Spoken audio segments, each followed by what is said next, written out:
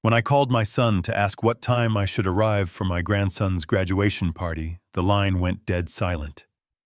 Then came his wife's laugh in the background, sharp and cold like breaking glass. "Oh, Wallace," she said, her voice dripping with false sweetness, "the party was last Saturday. We didn't want to bother you with all the noise." A week later, they were on their knees in my driveway, begging for mercy. I looked down at them, the people who thought I was nothing but a burden, and said 3 words. "Get off my property." Before I continue this story, let me know where you are watching from in the comments below. Hit like and subscribe if you have ever had to stand up to family who underestimated your worth. I sat at my mahogany desk, the smell of lemon oil and old leather filling the room. My hands, weathered from 40 years of civil engineering and bridge building, moved with practiced precision. I was polishing a vintage Patek Philippe pocket watch. It had belonged to my father, and today it was going to belong to Tyler. My grandson was graduating high school with honors. This watch was more than a gift. It was a torch being passed. I had spent the morning ironing my best suit, the charcoal one I hadn't worn since my wife Catherine's funeral 3 years ago. I checked the time, 2 in the afternoon. The party was supposed to start at 4, according to the vague text message my son Bradley had sent 2 weeks ago, but he hadn't sent the address or the final confirmation. I picked up the phone and dialed Bradley's number. It rang 4 times. I imagined him running around, maybe setting up the balloons or checking the catering. He finally answered, but his voice was tight. "Hey, Dad. Is everything okay?" I smiled, shifting the phone to my other ear. "Everything is fine, son. I am just checking the time. I have the watch ready for Tyler. Should I come over around 3:30 to help set up?" There was a pause. A long, uncomfortable silence that made the air in my study feel suddenly thin. In the background, I heard music. I heard the clinking of silverware. And I heard Monica, my daughter-in-law. Her voice was muffled, but I have the hearing of a man who used to listen for stress fractures in concrete. "Tell him we are busy," she hissed. "Tell him to stay home." Bradley cleared his throat. "Dad, actually, plans changed. We decided to keep it really small. Just us and some of Tyler's friends. It's going to be loud and chaotic. Honestly, it is not your scene. We will come visit you next Sunday for coffee, okay?" My grip on the phone tightened. "Just you and Tyler's friends, yeah, exactly. Low key. You know how it is. Look, I have to go, Dad. Love you." The line went dead. I sat there for a long time, the silence of my empty house pressing against my eardrums. Low key. Small. I looked down at the Patek Philippe.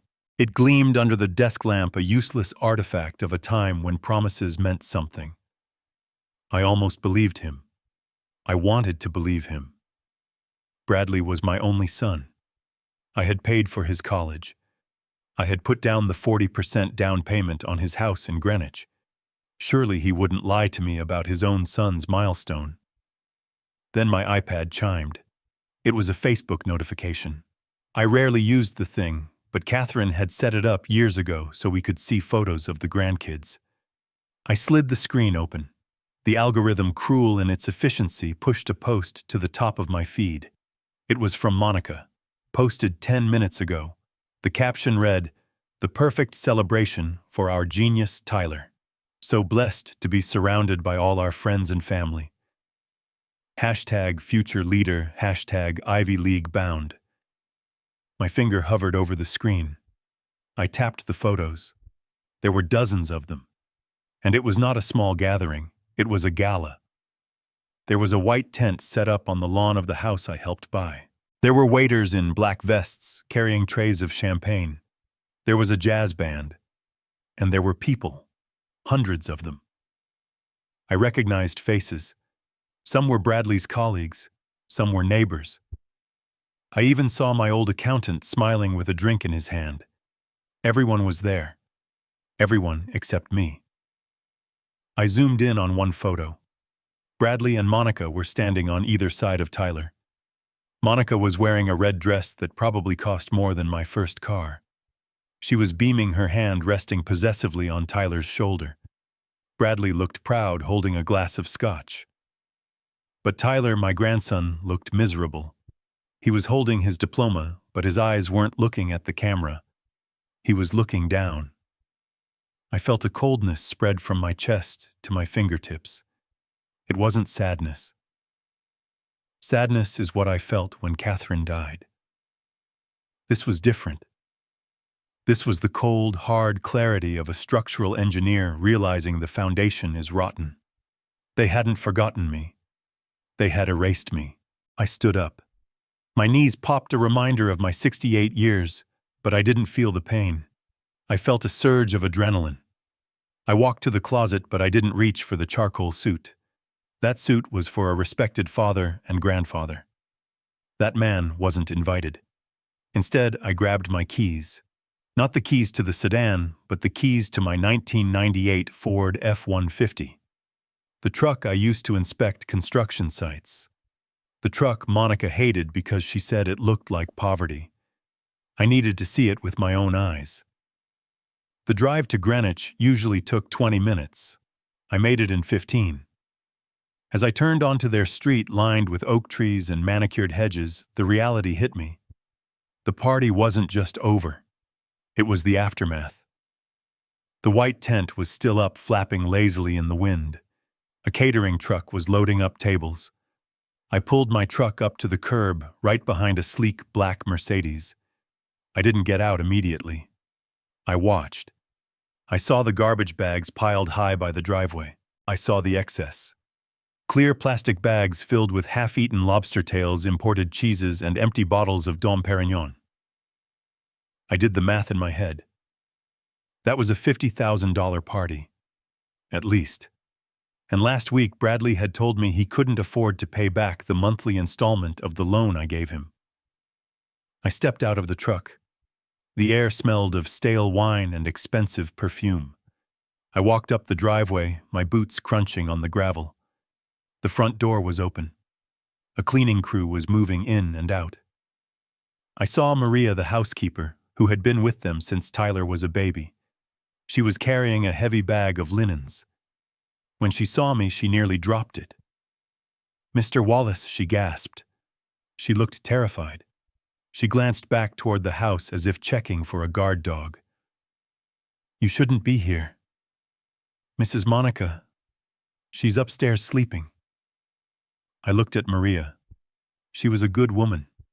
She always made sure to send me photos of Tyler when the parents weren't looking.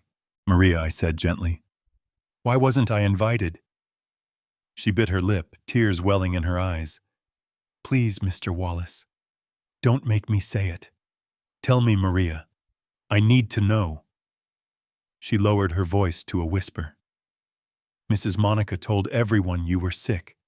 She told the guests you have dementia. She said you get confused and aggressive and that it would be too much for Tyler to handle on his big day. She said it was an act of mercy to leave you at home." Dementia. The word hung in the air like toxic smoke. They hadn't just excluded me. They had killed my reputation to cover their own vanity. They painted me as a senile invalid so they wouldn't have to explain why the man who paid for the roof over their heads wasn't standing there. "Thank you, Maria," I said. My voice was steady, shockingly steady. I turned around and walked back to my truck. I didn't storm inside. I didn't scream. Screaming is for people who are helpless. I wasn't helpless. I was calculating. I needed to see Tyler. I knew his schedule. Monday afternoon. He would be at the high school library returning his books before the summer break. He always went there to escape the noise of his parents. I drove to the school and waited in the parking lot. When I saw him walking out, shoulders hunched, carrying a stack of textbooks, my heart broke a little. He didn't look like a boy who had just graduated. He looked like a man carrying a weight he didn't understand. I honked the horn lightly. Tyler looked up. When he saw the old Ford, his face lit up for a split second, then immediately clouded with worry. He ran over, looking over his shoulder. "Grandpa," he whispered, leaning into the window. "You can't be here. If Mom finds out I talked to you, she'll freak out. Get in, Tyler. Just for a minute." He hesitated, then climbed into the passenger seat. The cab of the truck smelled of old coffee and sawdust, a smell Tyler used to love when he was a boy. He slumped against the seat. "I saw the photos, Tyler," I said. He flinched. "I wanted you there, Grandpa. I swear. I fought them on it. I told them I didn't want a party if you weren't coming. Then why?" I asked. "Why did they lie to me? Why did they tell people I was sick?" Tyler looked down at his hands. He was picking at a loose thread on his jeans. "Because of the investors, Grandpa. What investors? Dad is trying to launch that new marketing firm. He invited a guy named Mr. P. I don't know his full name. Big shot real estate guy." Mom said. He took a deep breath, his voice trembling. "Mom said that Mr. P is all about image. She said she said you look blue collar. She said if you showed up in your old truck and told your stories about mixing cement, the investors would think we are low class. She said you would embarrass them." I stared through the windshield at the brick wall of the high school. Embarrass them. I, who had built the bridges that allowed these people to commute to their high-rise offices. I, who had worked 16-hour shifts in the freezing rain so Bradley could go to private school. I was now a blemish on their brand. And Dad? I asked, though I already knew the answer. "What did your father say?" Tyler wiped a tear from his cheek. Dad said Mom was right. He said this party was about networking, not family. He said you served your purpose and now they need to focus on the future. Served my purpose. Like a tool that had rusted out. Like a scaffolding that is torn down once the building is finished. I reached into my pocket and pulled out the Patek Philippe. I pressed it into Tyler's hand. "Happy graduation, kid." "Grandpa, I can't take this." "Mom will sell it. She sells everything you give me." "Keep it hidden," I said. "Hide it where you hide your true self, Tyler. Because you are going to need a reminder of who you really are when the storm comes. And believe me, a storm is coming." I drove Tyler home, dropping him off a block away so he wouldn't be seen. As I drove back to my empty house, the sadness evaporated. It was replaced by a cold, hard resolve. They wanted to play games with image.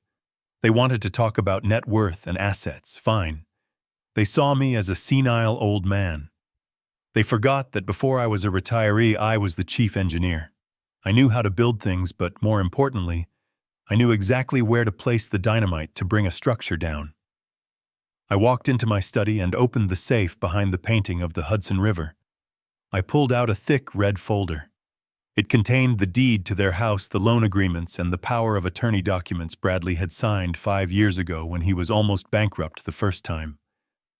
I picked up the phone again. But this time, I wasn't calling my son. I was calling Evelyn Shaw, the most ruthless litigator in the state of Connecticut. "Evelyn," I said when she answered.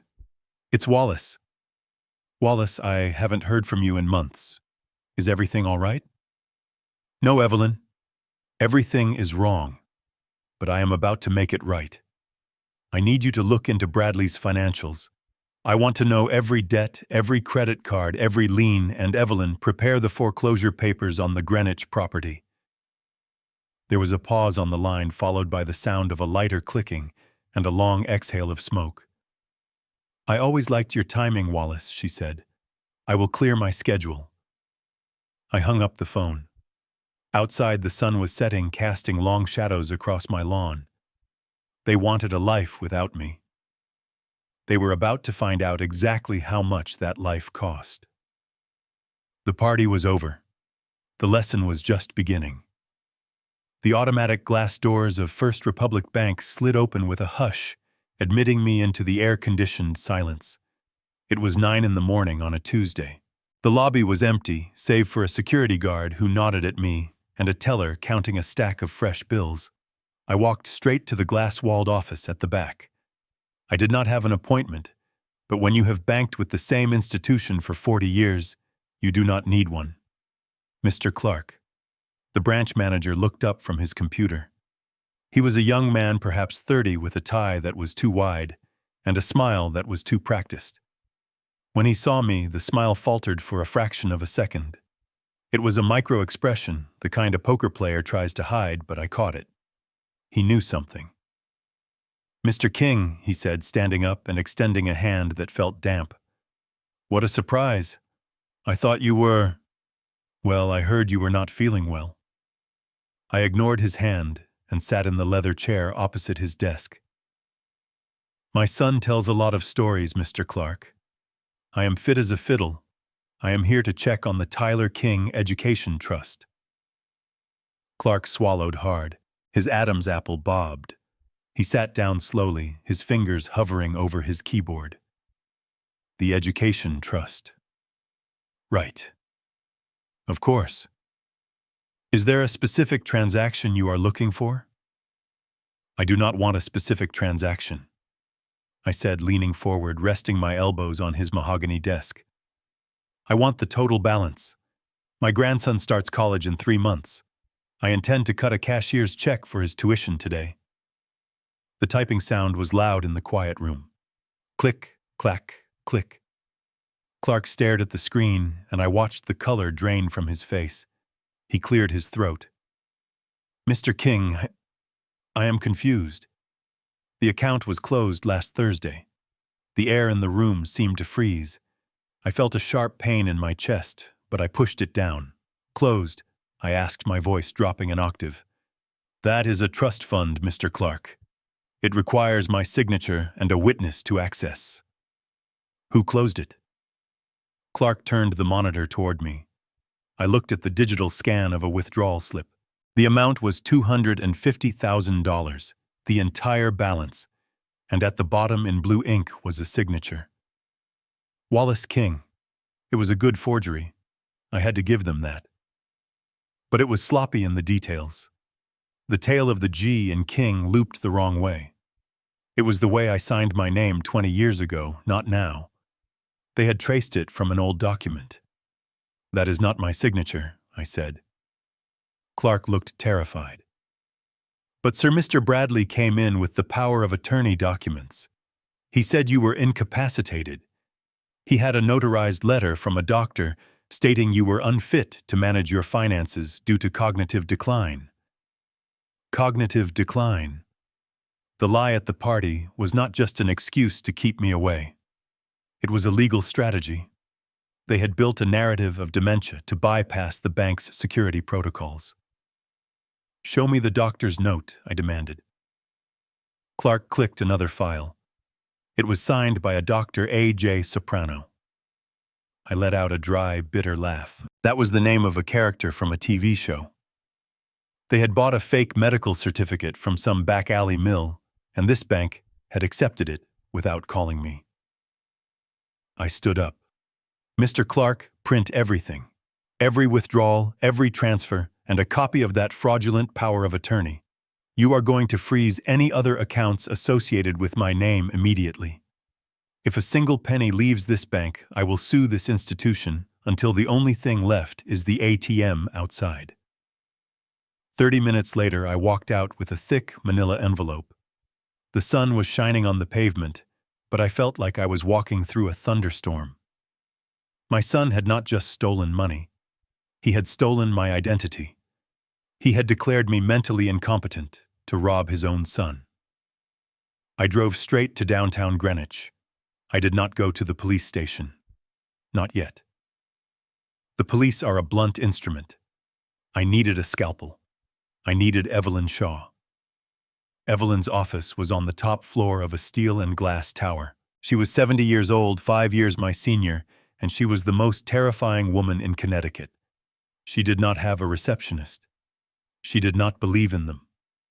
I walked into her office and found her standing by the window looking out at the city she had spent 50 years suing. She didn't turn around when I entered.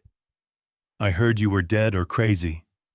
Wallace, she said, her voice raspy from decades of unfiltered cigarettes. Which is it? I tossed the manila envelope onto her glass desk. It landed with a heavy thud. Neither. I am just angry. Evelyn turned. She wore a sharp white suit that made her look like a spectral force of justice. She sat down, put on her reading glasses, and opened the envelope. She read in silence. The only sound was the turning of pages. Her expression never changed. She was a statue of concentration. After 10 minutes, she closed the folder. "This is sloppy," she said. "Bradley was always a mediocre liar. But this is desperate. He didn't just forge a signature, Wallace. He committed wire fraud, bank fraud, and elder abuse. That is 15 years in federal prison minimum. That is just the tip of the iceberg," I said. "I want you to run a full asset search. I want to know what else he has done." Evelyn turned to her computer. "I have already started. I saw the alert on your credit report this morning. That is why I was expecting you." She spun the screen around. I looked at a web of numbers and lines that made my stomach churn. "Let's look at the anatomy of the disaster," Evelyn said, pointing a manicured finger at the screen. "This is your house, the farmhouse on Elm Street. You own it outright, correct?" I nodded. "I paid off the mortgage in 1998. "Not anymore," Evelyn said. 6 months ago, a home equity line of credit, a HELOC, was taken out against the property. Value of $400,000. The maximum limit." "How?" I asked. "The deed is in my name." Evelyn clicked a document. "They forged a quitclaim deed. They transferred the title to a shell company called WK Holdings, presumably Wallace King Holdings, and then Bradley, as the director of that company, took out the loan. He used your own house as an ATM. And Wallace, he hasn't made a single payment. The bank has already issued a notice of default. You are 30 days away from foreclosure." Foreclosure. The word hung in the air. My home. The place where I raised my son. The place where Catherine planted her hydrangeas. They had gambled it away without even telling me. "There is more." Evelyn continued, her voice devoid of pity, just cold facts. "Look at these credit cards. 5 of them. All opened in your name in the last year. Total debt is $80,000. And here is the kicker. Look at where the money is going." I leaned in.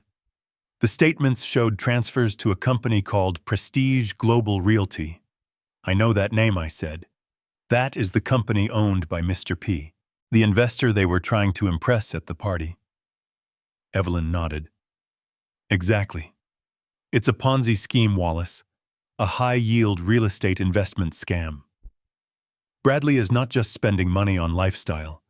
He is trying to buy his way into a club that doesn't exist. He took your liquid cash, the trust fund, and the equity in your home, and he dumped it all into this Prestige Global Realty. He thinks he is an investor. In reality, he is the mark." I sat back, feeling the weight of the betrayal crushing my ribs. It wasn't just greed. It was stupidity. Arrogant, blinding stupidity.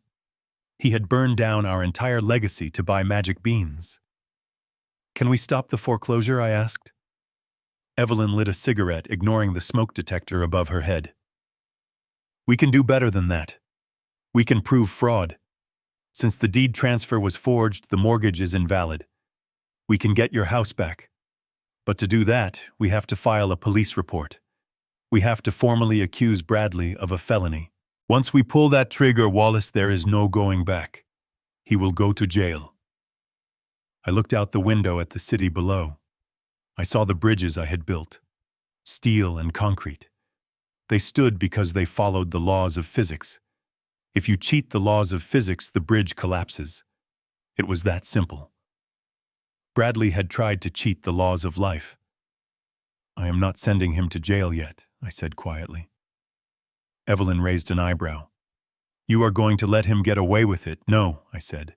"Jail is too easy. In jail, he is a victim. He can blame the system. He can blame me. I want him to understand exactly what he has done. I want to strip him of his illusions first. I looked at Evelyn. Buy the debt. Excuse me, you heard me? The bank wants to foreclose on the house, fine. Use my remaining assets. The bonds, the retirement accounts I kept secret. Buy the non-performing note from the bank. I want to be the one holding the mortgage. I want to be the one holding the lien on his own house, too. Evelyn smiled. A slow, shark-like smile. You want to become his creditor. I want to own him, I said. I want to own the debt, the house, the cars, everything. When the house of cards falls, I want to be the one deciding who gets crushed by the debris. Evelyn typed furiously. It will take 48 hours to set up the shell corporation to buy the debt, so he doesn't know it is you. We will call it Nemesis, else call it the Foundation, I said, because that is what I am taking back. She printed out a stack of papers. One more thing, Wallace. The power of attorney he used. We need to revoke it. But if we revoke it publicly, the bank notifies him. Don't revoke it yet, I said. Let him think he is safe. Let him think the money is still flowing. I want him to feel secure.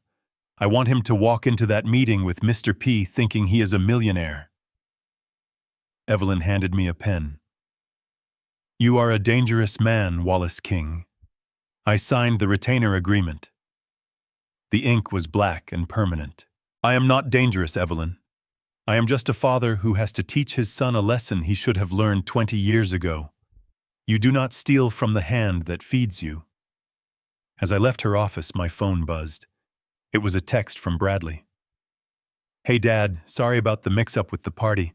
Monica is feeling bad. Maybe we can do dinner next month. Hope you are resting. I looked at the message. Next month. He thought he had a month. He thought he had a future. He didn't know that I had just bought his past, his present, and his destruction. I didn't reply. I put the phone in my pocket and walked to my truck. The city noise faded, replaced by the roar of my engine. I had the evidence. I had the strategy. Now I just needed to tighten the noose. The investor meeting was in 2 days.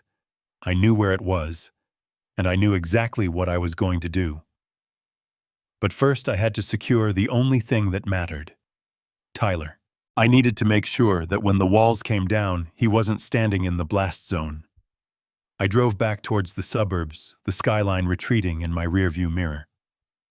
The sun was dipping below the horizon, painting the sky in shades of bruised purple and blood red. It was fitting. The night was coming for Bradley King, and he had no idea that the monster under his bed was the man who used to check for monsters under his bed.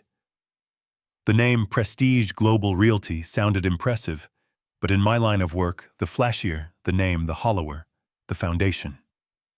I sat in my truck, the engine idling, staring at the address listed on the wire transfer documents Evelyn had uncovered. It wasn't a skyscraper. It wasn't a financial district headquarters. It was a mail drop in a strip mall next to a dry cleaner and a discount liquor store. I felt a cold smirk touch my lips. My son, the marketing genius, the man who claimed to understand the complexities of modern finance, was funneling our family fortune into a mailbox. But a mailbox is just a mouth. I needed to know who was at the other end waiting to be fed.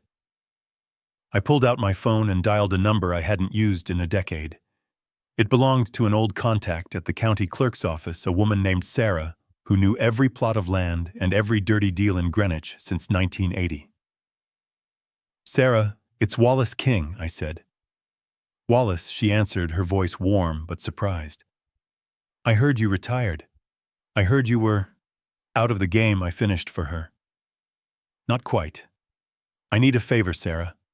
I need to know who is behind a shell company called Prestige Global. And I need to know if they have filed any inquiries regarding my property on Elm Street.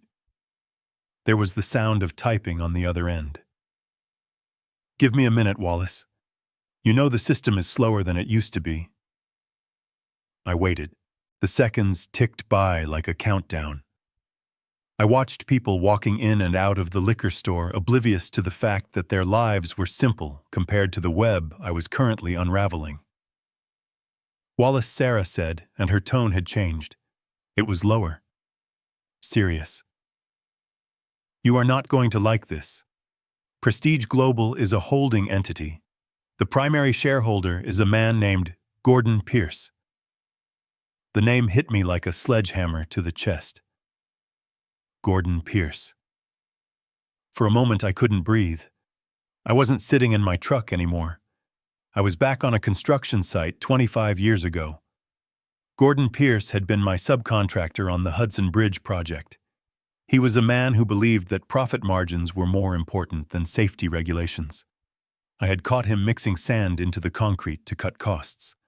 I fired him on the spot. I reported him to the licensing board. I effectively ended his career as a legitimate builder. He had screamed at me as security dragged him off the site. He swore he would make me pay. He swore he would take apart everything I built brick by brick. I had forgotten him. He was just a bad memory, a footnote in a long career. But he hadn't forgotten me. He is not just an investor, is he? Sarah, I asked, my grip on the steering wheel turning my knuckles white. No, she said. He is a developer now, or rather a land speculator. And Wallace, there is more. A zoning application was filed 3 days ago. It is a request to rezone your 50-acre farm from residential agricultural to commercial mixed use. The application outlines a plan to demolish the farmhouse and build a strip mall. Demolish. My house. The house where I carried Catherine across the threshold.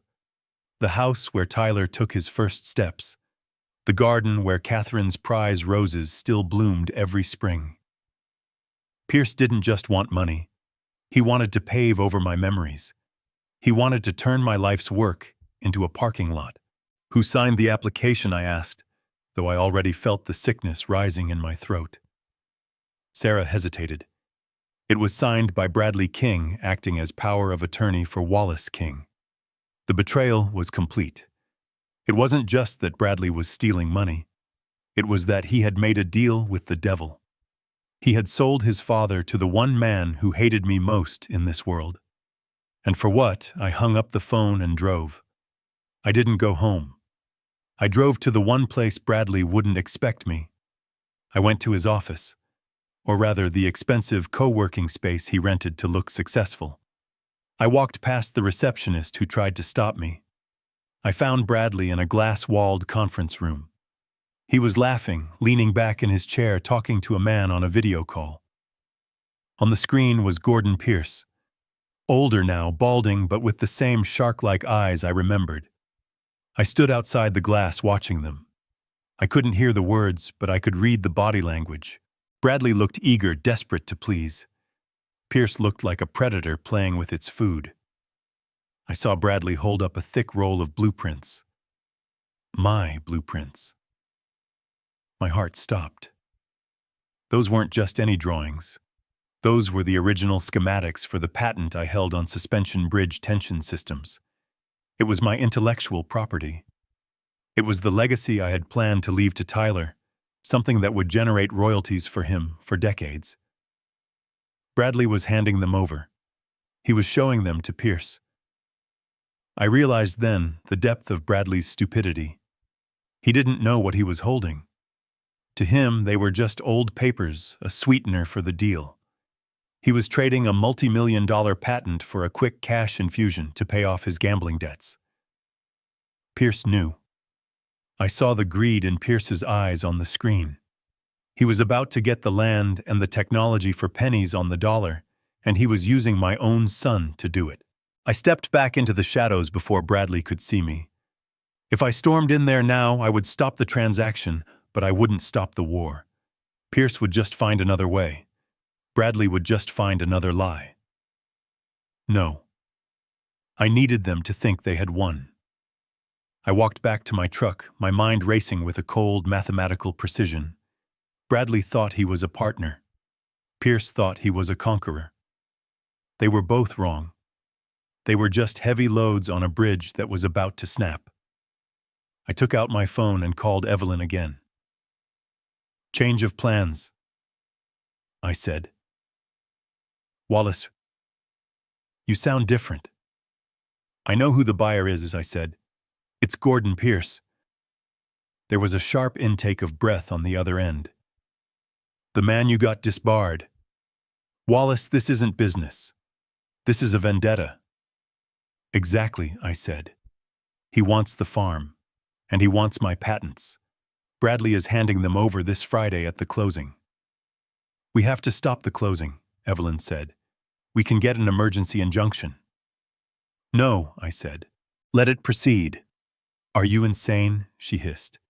You will lose everything. I won't lose anything, I said, watching Bradley walk out of the building, a smug smile plastered on his face. Because Bradley doesn't own the farm, and he doesn't own the patents. He is selling things he doesn't have title to. But the power of attorney, Evelyn started, is void the moment I prove he is using it for fraud, I cut in. But I want them to sign. I want Pierce to transfer the funds. I want Bradley to sign the deed. I want them to commit the crime on paper in front of witnesses with the ink dry. I want Pierce to think he has won. I want him to stand on my land and gloat, and then I want to pull the rug out from under both of them. Evelyn was silent for a moment. Then she chuckled a dry, dark sound. You are setting a trap. I am not setting a trap, Evelyn. I am building a cage, and on Friday, the rats are going to walk right into it. I started the engine. The anger was gone. In its place was a terrifying clarity. My son had made his choice. He had chosen the enemy. Now he would share the enemy's fate. I drove away, leaving Bradley to his celebration. Enjoy it, son, I thought. It is the last happy moment you are going to have for a very, very long time. I sat in the silence of my truck, parked on a bluff overlooking the sound. The water below was gray and choppy, mirroring the turmoil that had finally settled into a cold, hard sheet of ice within my chest. For the last hour, I had replayed every memory of Bradley's life. I saw the 6-year-old boy who broke a neighbor's window, and I saw myself writing a check to fix it so he wouldn't get in trouble. I saw the teenager who got a DUI, and I saw myself hiring the lawyer to wipe the record clean so his future wouldn't be tarnished. I saw the college dropout who needed seed money for a business that never launched, and I saw myself signing the withdrawal slip.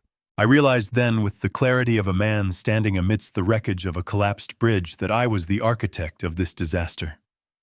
I had treated my son like a delicate structure that needed constant reinforcing. I had shielded him from the wind, from the rain, from the weight of his own choices. And because I never let him feel the strain, he never developed the strength to carry it. He was hollow. A facade of a man, painted to look like marble but filled with rot. And now that rot was threatening to consume everything I had built. Not just the money. Money is just paper and numbers. He was selling our name. He was selling my integrity to a man like Gordon Pierce. He was selling the future of my grandson. I looked at my hands. They were trembling, not from age, not from fear, but from a rage so profound it felt like a physical weight. I took a deep breath, inhaling the salt air, and when I exhaled, the trembling stopped. The father in me, the one who forgave, the one who excused the one who bailed out, died in that moment. What remained was the engineer. And the engineer knew that when a building is structurally unsound, you do not patch the cracks. You condemn it. You strip it down to the studs. You force it to bear weight. And if it collapses, you let it collapse so you can build something real on the ruins. I was not going to save Bradley King. I was going to break him. I put the truck in gear and drove to the brokerage firm where I kept my personal retirement accounts. These were not the funds Bradley knew about. These were the bonds I had bought 30 years ago, the blue-chip stocks I had accumulated quietly, intending to use them for travel with Catherine. Now they would serve a different purpose. I walked into the office and requested an immediate liquidation. The broker, a man named Henderson, who had managed my portfolio for a decade, looked at me like I had lost my mind. "Mr. King," he said, adjusting his glasses, "the market is down. If you liquidate now, you are taking a significant hit. And the tax implications. Are you sure you want to move this much cash? I am not buying a boat. Henderson, I said, my voice flat. I am buying a lesson. Wire the funds to the escrow account at Evelyn Shaw's firm. Mark it for immediate transfer. I watched him type the commands. I watched my life savings, the cushion I had built for my old age, vanish from the screen. It was terrifying. It was liberating. I was pushing all my chips to the center of the table. I was betting everything on my ability to outsmart my own son. Once the transfer was confirmed, I called Evelyn. The money is there, I said. I received the notification, she replied. You are officially the sole investor in Nemesis LLC. We have already contacted the bank holding Bradley's mortgage and the credit card debt. They were more than happy to unload a non-performing asset. As of 10 minutes ago, Wallace, you are the bank. Good, I said. Now I want you to prepare the second phase. What is phase 2, she asked. The acceleration clause, I said. Most mortgages have a clause that allows the lender to demand full repayment immediately if they detect fraud or if the property is being used for illegal activities. Bradley used a forged deed to get that loan. That is fraud. You want to call the loan, Evelyn asked. Not yet, I said.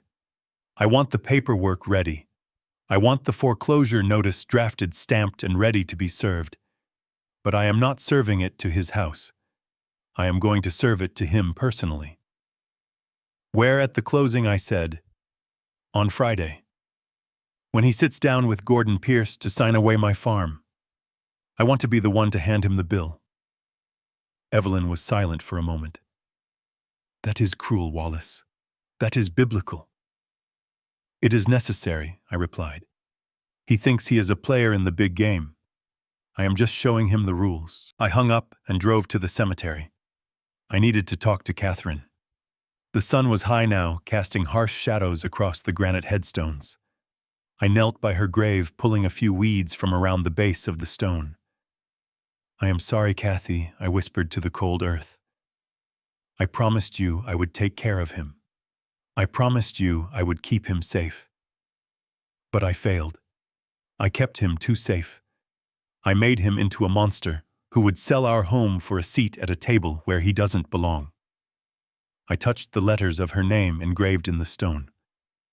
I have to hurt him to save him, Kathy. I have to be the villain in his story, so he can finally become the hero in his own. If he hates me for the rest of his life, so be it. But I will not let him drag Tyler down with him. I will not let him sell your roses to Gordon Pierce. I stood up, dusting the dirt from my knees. A strange sense of calm washed over me. The decision was made. There was no going back. I was no longer a victim of my son's greed. I was the instrument of his reckoning. I drove back to town, but I didn't go home. I went to a hardware store. I walked down the aisles smelling the familiar scents of lumber and oil. I bought a new padlock, a heavy-duty hardened steel lock with a short shackle that couldn't be cut with bolt cutters. Then I drove to the farm. My farm. The place Bradley thought he was selling on Friday. I drove to the main gate, the one that led to the pasture Pierce wanted to turn into a parking lot. I got out of the truck and wrapped a heavy chain around the gate posts. I clicked the new padlock shut. I gave it a tug. It held firm. Let them come, I said aloud to the empty fields. Let them bring their surveyors and their architects. Let them bring their checkbooks and their lies. This is my land, and before they take a single inch of it, they are going to have to go through me. I pulled out my phone and checked the time. It was Wednesday evening. 48 hours until the closing. 48 hours until the trap snapped shut. I went back to the house, made a pot of strong coffee, and sat on the porch. I watched the fireflies dancing in the twilight. I wasn't waiting for death anymore. I was waiting for Friday. And for the first time in years, I felt completely dangerously alive. The transformation was complete. Wallace, the retiree, was gone. Wallace, the retribution, had arrived. Thursday morning arrived with a deceptive calm. The sky over Connecticut was a brilliant, cloudless blue, the kind of day that begs for a barbecue or a drive along the coast. But inside my study, the atmosphere was as cold and sterile as an operating room. I was not looking at the view. I was looking at the glowing monitors of my computer setup, where the digital dissection of my son's life was about to begin. I had spent a lifetime building things. I knew how to pour foundations, how to weld steel, how to calculate load-bearing limits. But today I was engaged in the opposite process. I was becoming a demolition expert. And like any good demolition, the key was not the explosion itself, but the weakening of the structural supports, so that gravity would do the rest. Evelyn had worked through the night. I knew this because the emails had come in timestamps that spoke of insomnia and ruthless efficiency. 200 a.m., 3:15 a.m., 4:45 a.m. Each attachment was a weapon. By 8 a.m., the shell company, which we had legally named the Foundation LLC, was fully operational.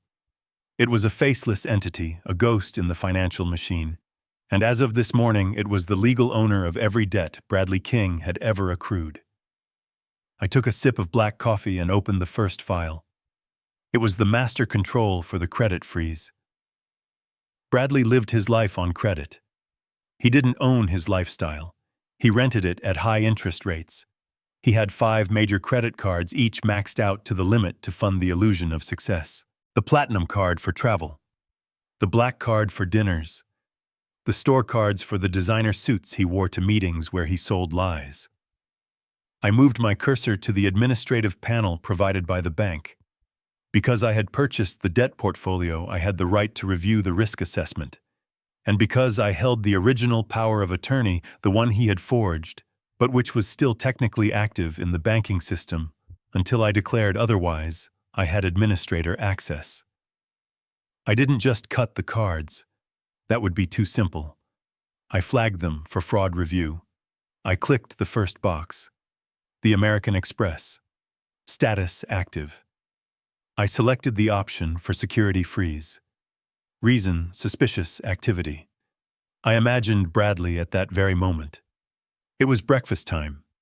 He would be at his favorite cafe in downtown Greenwich, the one where coffee cost $8 and the baristas knew him by name. He would be ordering a macchiato and a croissant, smiling at the people around him, projecting the image of the relaxed, wealthy entrepreneur. He would reach for his wallet. He would tap the card, and the machine would beep. A small red light. Declined. He would laugh it off. He would say it was a chip error. He would pull out the second card. The Visa signature. I moved my mouse, click. Visa signature frozen. He would try the MasterCard. Click, frozen. He would try the debit card attached to the joint account, the one he used to drain the education trust. I paused on this one. This was the vein that connected directly to the stolen money.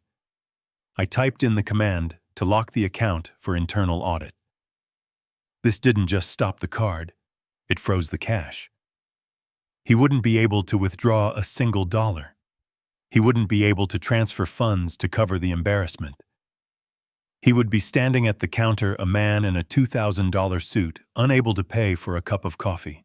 But the credit cards were just the surface. I was going deeper. I opened the file on the cars. Bradley and Monica drove matching Range Rovers. Leased, of course. Leases that were 3 months behind on payments. The bank had been lenient because of the King name, because they assumed the money was there. But the Foundation, LLC, was not lenient. I picked up the phone and dialed the number for the repossession agency Evelyn had contracted. A man with a gravelly voice answered on the first ring. "This is Mr. King," I said, keeping my voice devoid of emotion.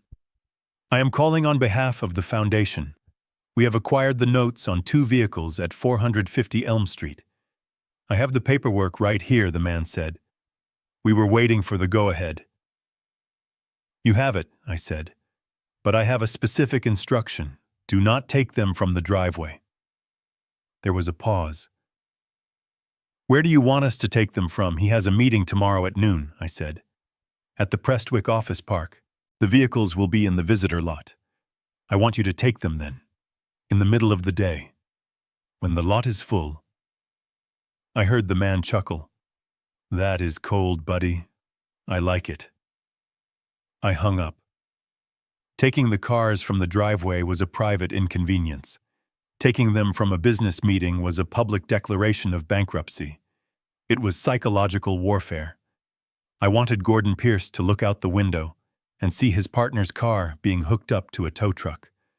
I wanted the doubt to creep in before I even walked into the room. Next came the club membership, the Greenwich Country Club. It was the center of their social universe. It was where Monica held her charity lunches and where Bradley played golf with potential marks. It was also where they ran up a monthly tab of $4,000 for dining and events. I drafted a formal letter from the foundation to the club's board of directors. It was a notice of lien. We were informing the club that the member Bradley King was under financial investigation for insolvency. In accordance with the club's bylaws, any member facing bankruptcy proceedings had their privileges automatically suspended to protect the club's liability. I hit send. By this afternoon, the guard at the gate would have a new name on his clipboard. When Monica tried to drive in for her tennis lesson, the gate wouldn't open. She would have to reverse her car in front of her friends. She would have to explain why the scanner wasn't working. The cracks in the facade were spreading, running through every aspect of their curated existence. I sat back in my chair, the silence of the room pressing against my ears. It was terrifyingly easy. In the span of an hour, I had dismantled the infrastructure of their lives. Without money, without credit, without status symbols, who were they? They were children playing dress-up in clothes that didn't fit. But the final piece of the blockade was the most important. It was the communication blackout. Usually when banks take these actions, they send emails, text messages, and certified letters. I needed to ensure Bradley didn't see those warnings until it was too late.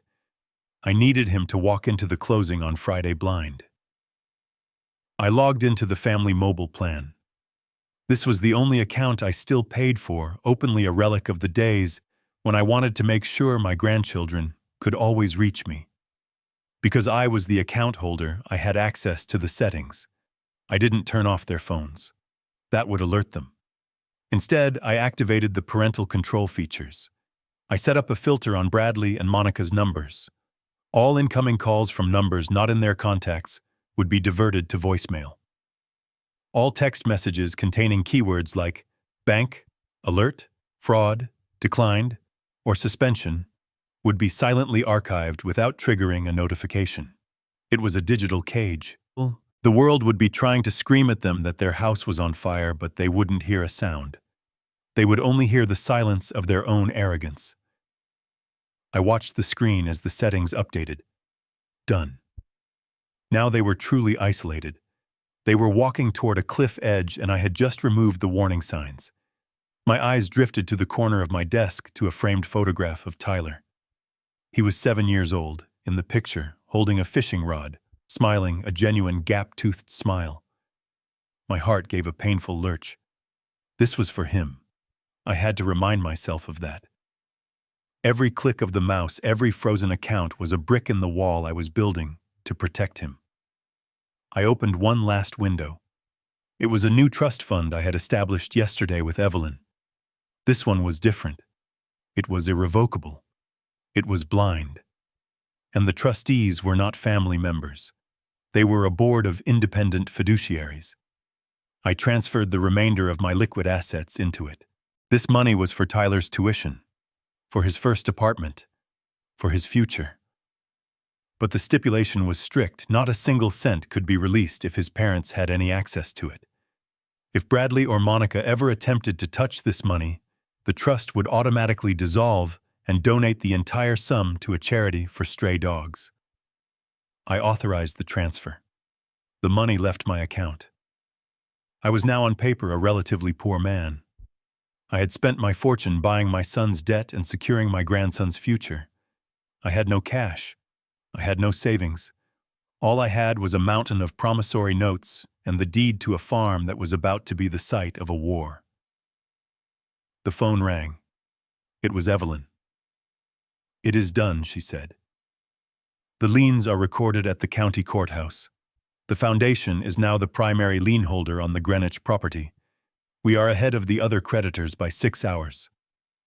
"Did the notices go out?" I asked. "They went out," she confirmed. "But per your instruction, the physical copies were mailed to your address since you are the power of attorney. Bradley won't see a piece of paper until you hand it to him." "Excellent," I said. "Wallace," she said, her voice softening slightly. "You know that once this starts, it is going to be messy. When the cards decline, when the gates don't open, they are going to panic. They are going to come to you." "I know," I said. "What are you going to say?" "I am going to say nothing," I replied. "I am going to let them stew in it. I want them to feel the walls closing in. I want them to wonder why the world has suddenly turned against them. And then tomorrow at the closing, I will answer every question they have." I hung up. The sun had moved across the sky. It was noon. The campaign was complete. The blockade was absolute. I stood up and walked to the window. I looked out at the long driveway of my farm, the dust dancing in the light. Somewhere in Greenwich, Bradley was probably trying to pay for lunch. He was probably staring at a card reader, confused, annoyed, maybe a little embarrassed. He would call the bank, but he wouldn't get through because I had changed the security questions. He would call his wife, but she would be having the same problem. They would think it was a glitch, a system error, a mistake. They wouldn't realize that it was Judgment Day.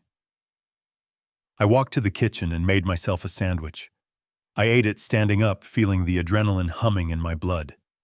I had 24 hours to wait. 24 hours to watch the panic set in from a distance. I checked the GPS tracker on my truck, or rather the app that tracked the family cars. I saw Bradley's Range Rover moving. It was heading toward his office. Then it stopped. Then it turned around. It was heading toward the bank. I smiled. "Run, Bradley. Run to the bank. Scream at the tellers. Demand to speak to the manager. It won't matter. The manager answers to the foundation now. And the foundation does not negotiate with terrorists." I washed my plate and dried it. Everything was ready.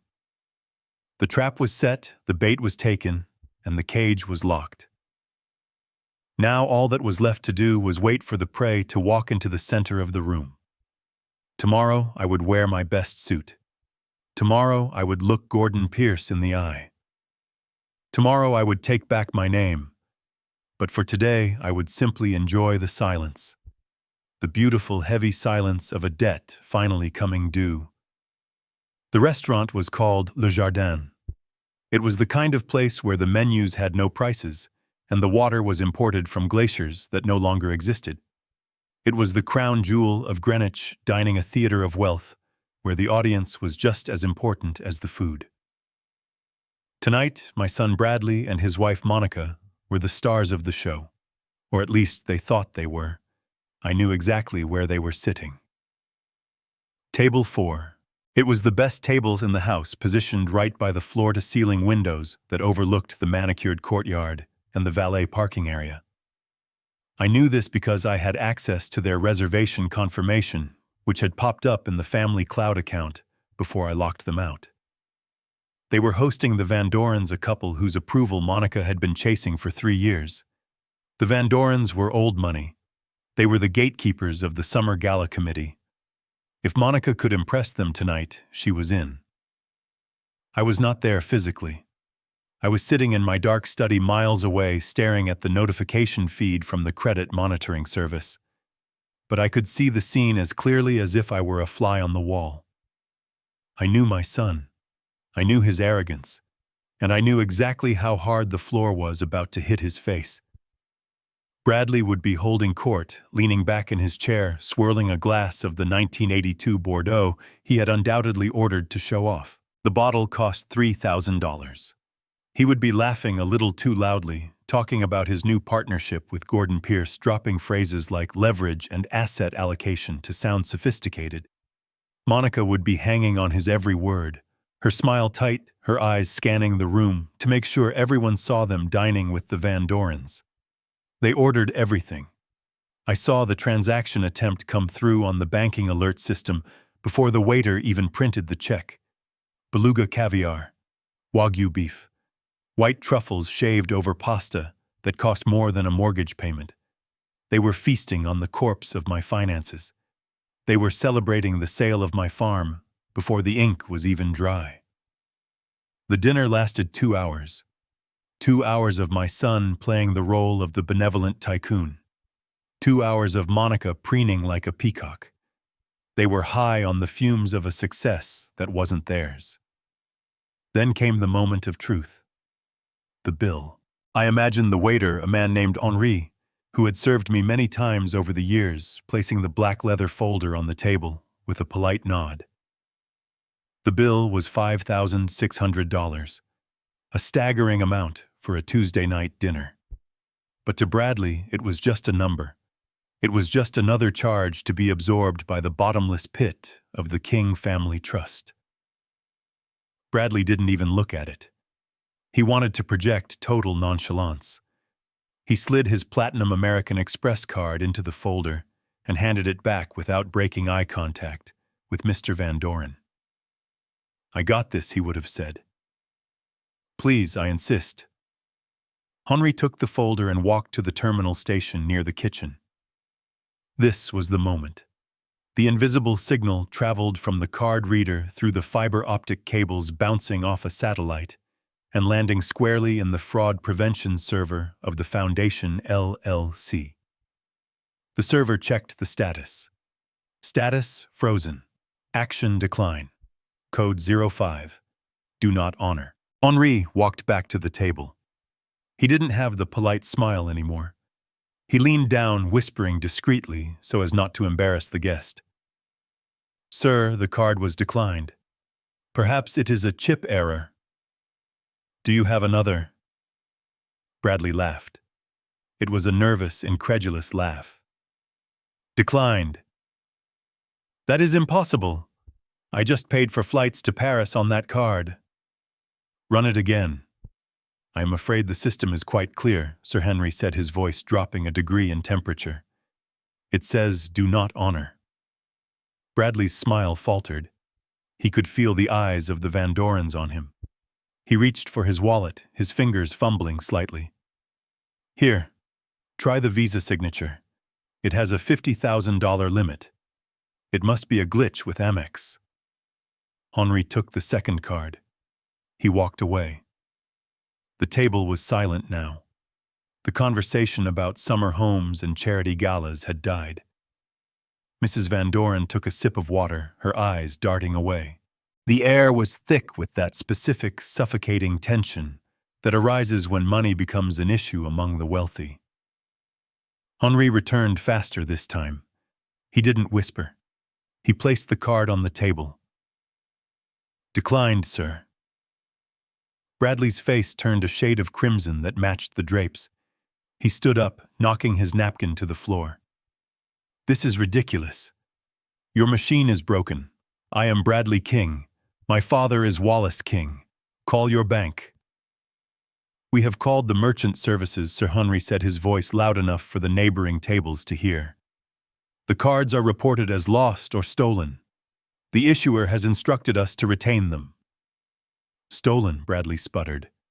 "I am standing right here," Monica jumped in. She was panic-stricken. She opened her Chanel clutch, her hands shaking so hard her lipstick rolled out onto the table. "Here, use mine. Use the joint card. Just pay it." She handed over the debit card, the lifeline. The card connected to the cash I had frozen that morning. Henri looked at it with disdain. He swiped it. The machine at the station let out a long, high-pitched beep. It was the sound of rejection. It was the sound of a guillotine blade dropping. "Insufficient funds," Henri announced. The restaurant had gone quiet. The other diners, the elite of Greenwich, were watching. They were whispering. The facade was cracking piece by piece. Bradley King, the marketing genius. The son of the great engineer, couldn't pay for his dinner. But the night was not over. The universe orchestrated by my hand had one more blow to deliver. Outside, the floor-to-ceiling windows flashing yellow lights suddenly illuminated the courtyard. Blue and red shadows danced across the white tablecloths. A siren chirped short and aggressive. Two massive tow trucks had pulled into the valet circle. They were branded with the logo of the repossession agency. They weren't being subtle. They were blocking the entrance, their diesel engines rumbling like beasts. The valet rushed into the dining room. He looked frantic. He scanned the room and locked eyes with Bradley. "Mr. King! Mr. King! You have to come outside!" Bradley looked like a deer in headlights. What is it now? They are hooking up the Rovers, sir." "The tow truck driver says he has a repossession order. He says the leases are in default. No. No. Bradley scrambled away from the table, forgetting his guests, forgetting the bill. He ran to the window. Monica followed him, pressing her hands against the glass. Outside, it was a scene of industrial violence. A man in a reflective vest was sliding a hook onto the undercarriage of Bradley's pristine black Range Rover. He worked with brutal efficiency. The car was lifted into the air, its alarm screaming into the night lights, flashing in a panic. Behind it, another truck was already backing up to Monica's white SUV. "Stop!" Bradley screamed, pounding on the thick glass. "You can't do that. That is my car." The diners watched in fascination. It was better than the opera. It was the total public disintegration of a social climber. Mrs. Van Doren stood up, picked up her purse, and signaled to her husband. They didn't say goodbye. They didn't offer to help pay the bill. They simply walked out the side exit, distancing themselves from the contamination of failure. The restaurant manager, a stern man named Pierre, stepped in front of Bradley. He blocked the view of the window. "Mr. King," Pierre said, crossing his arms. "The police are on their way regarding the bill. Unless you have another means of payment, I suggest you wait in the office. We cannot have this disturbance in the dining room." Monica let out a sob. It was a raw, ugly sound. She looked around for someone to save her. She looked at the Van Doren's empty chairs. She looked at the guests at the next table who were deliberately looking at their phones. She realized for the first time in her life that she had no friends. She had only an audience. Bradley turned to the manager. His arrogance was gone. He looked small. He looked like a child who had lost his mother in a supermarket.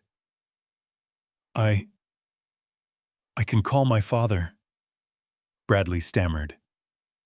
"My father will pay. Just let me call him." He pulled out his phone. He dialed my number. I watched my phone ring on my desk. The screen lit up with his face. I let it ring. 1, 2, 3, 4. The voicemail picked up. "You have reached Wallace King. I am currently unavailable. If this is an emergency, please hang up and handle it yourself." Bradley lowered the phone. The blood had drained from his face completely. He looked out the window again.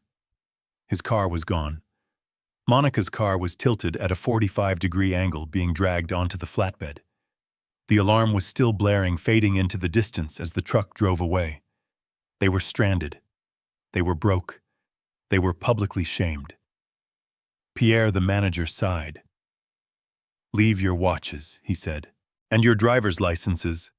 You can retrieve them tomorrow when you bring cash. Until then, please leave my establishment." The walk of shame was excruciating. Bradley unclasped his Rolex, the one I gave him for his 30th birthday. Monica took off her diamond earrings. They placed them on the tablecloth like offerings to an angry god. They walked out the front door, not to a waiting valet, but to an empty curb. The cool night air hit them. They had no car. They couldn't call an Uber because their apps were linked to the frozen credit cards. They had to walk. I sat in my study, the silence of the room comforting me. I didn't feel joy. Revenge isn't about joy. It is about balance. For years they had walked over me. Tonight they had to walk home. 6 miles. In dress shoes. I took a sip of my own wine. It wasn't a $3,000 Bordeaux. It was a $20 Merlot. But it tasted better than anything they had consumed tonight. The dinner from hell was over. But the main course was still to come. Tomorrow was Friday. Tomorrow was the closing. And if they thought tonight was bad, they had no idea what was waiting for them in the conference room. Tonight, I took their toys. Tomorrow, I would take their world.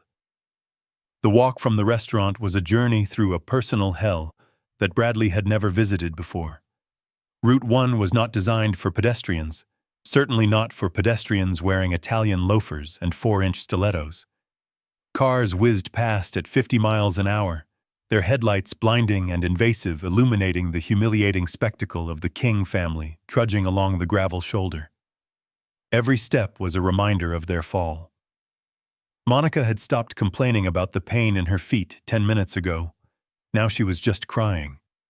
It was a silent, steady stream of tears that smeared her mascara and dripped onto her silk blouse.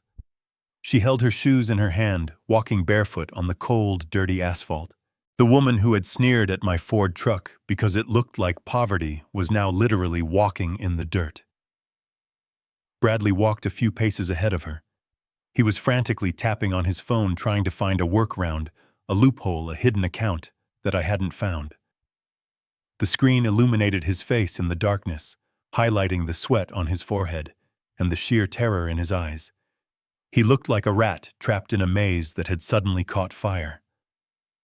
I watched their progress on the GPS tracker of Bradley's phone. The dot moved painfully slowly. They were still 3 miles from home. My own phone rang. I had been waiting for this. I sat in my leather armchair, a glass of water on the coaster, the room lit only by the soft glow of a reading lamp. I let it ring 3 times. I wanted him to sweat. I wanted him to imagine the possibility that I was asleep, that I was unreachable, that he was truly alone. On the 4th ring, I picked up. "Hello, Dad?" Bradley's voice was breathless, cracked with panic. "Dad, thank God you picked up." I kept my voice calm, pleasant, the voice of a man who had spent a quiet evening reading a book. "Bradley, it is late. Is everything all right?" "No, Dad. No, everything is not all right. Listen to me. There has been a mistake, a massive computer error at the bank. My cards are down. All of them, even the corporate accounts." "Is that so?" I asked, taking a sip of water. "That sounds inconvenient." "Inconvenient, Dad. It is a disaster. We are stuck.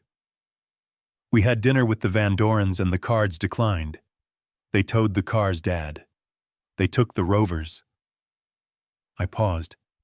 I let the silence stretch out, forcing him to fill it with his own anxiety. "They took the cars," I repeated slowly. "Well, I suppose that happens when the leases aren't paid. I recall seeing a notice about that in the mail pile a few weeks ago. But you told me you handled it. You said it was administrative." "It was administrative," Bradley screamed into the phone. A passing truck drowned out part of his sentence, leaving only the jagged edges of his hysteria. "It is a glitch, Dad, but I can't fix it until the banks open tomorrow. I need you to wire me some cash, right now. Just enough to get us home and deal with the towing company. 5,000. No, make it 10, just to be safe." I leaned back in my chair. The request was so predicted, so pathetic. $10,000, I mused. That is a lot of money for a glitch, Bradley. "Dad, please, Monica is walking barefoot on the highway. We are humiliated. Just wire the money. You have that emergency account at Chase. I know you do." I sighed. A long, heavy sigh of a tired old man. "I am afraid I can't do that, son." What do you mean you can't?"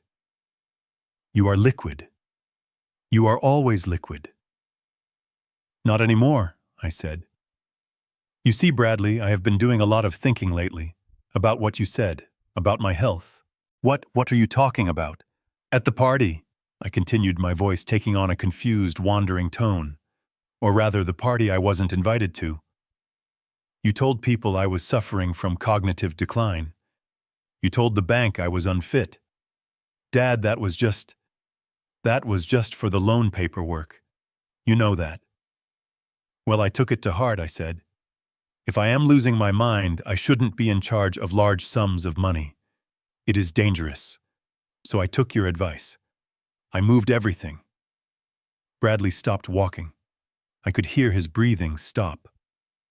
Moved it where I put it in a trust, I said. A blind trust, controlled by a board of directors. Very strict rules. I can't touch the principal without a unanimous vote. And I certainly can't wire $10,000 at 10 o'clock at night to a son who claims to be a millionaire. Dad, stop it. Stop playing games. This is an emergency. It is not an emergency, Bradley. It is a consequence. The word hung in the air between us. Consequence. It was a word he had never truly understood. He thought consequences were things that happened to other people, to poor people, to people who didn't know how to work the system. Dad, listen to me. He hissed, his voice dropping to a menacing whisper. If you don't send that money, I swear to God. You swear what? I interrupted, my voice suddenly losing its senile edge. It became sharp, cold. What will you do, Bradley? Will you forge another signature? Will you sell another piece of my land? There was silence on the line. Absolute, terrified silence. He hadn't expected me to know. He thought he was operating in the shadows. Now he realized the lights had been on the whole time. You know, he whispered. I know that you are selling the farm to Gordon Pierce tomorrow, I said. I know about the rezoning application. I know about the patent transfer. I know it all, Bradley. Dad, wait. I can explain. It is a business deal. It is for the family. We are going to make millions. I was going to cut you in. I was going to surprise you. You certainly surprised me, I said. But here is the reality, son. The bank is closed. My accounts are locked. And you are standing on the side of the road in the dark. Dad, please. Monica is bleeding. We can't walk home. Then crawl, I said. Dad. And Bradley, I added, my voice dropping to a whisper. One more thing. What he sobbed. Keep walking. The night air is good for you. But be careful when you get to the bridge. The shoulder is narrow there. And I would hate for you to have an accident before our meeting tomorrow. I hung up. I placed the phone face down on the desk. My hand was shaking slightly, not from fear, but from the adrenaline of the kill. I had just cut the last rope. I had just told him that I knew his secret, but I hadn't told him about the foundation. I hadn't told him that I owned his debt.